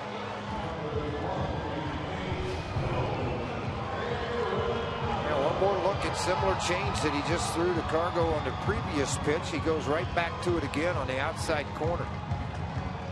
You don't see that against right-handers. They're going to go ahead and walk Arenado here with 69 RBIs on the year. Or excuse me, 68 RBIs. Mike Scioscia, you know what? Wow, that's unconventional, man. You put the winning run on. He's looking at it from the standpoint, I got one of the best closers in baseball. I'm not going to let Arenado beat me with a base hit. I'll put him at first. If the left-hander beats me and ties the game with a base hit, fine.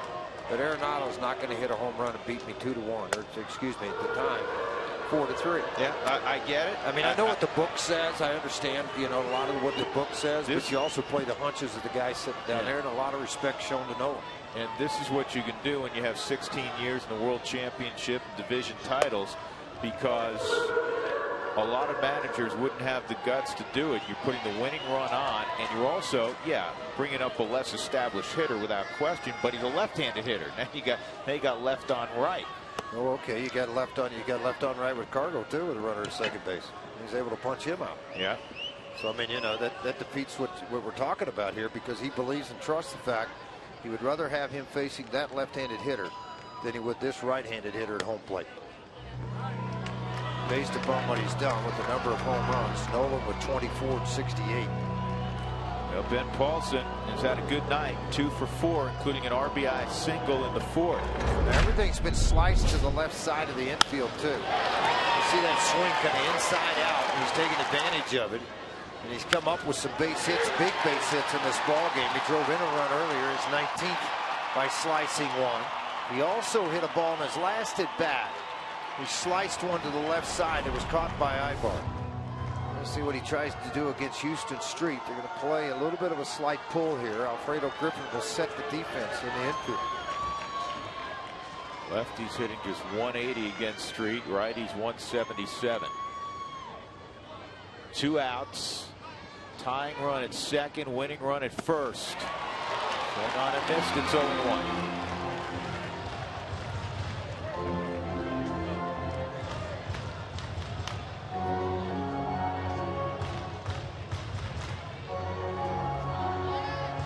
was it? It was the trying to think who pulled it. Buck Showalter. He walked Barry Bonds one time with the bases loaded in a 2-run game to make it a 1-run game. Next guy lined out to right field to end the ball game. So they ain't letting Bonds beat me. Yeah, that was crazy. That was something you may never see again for another 20 years. This ball slowly hit the second, and that ends the ball game. Houston Street saves it. The Angels win it with a 9th inning run, 3-2. Street may have hurt himself when he threw that pitch.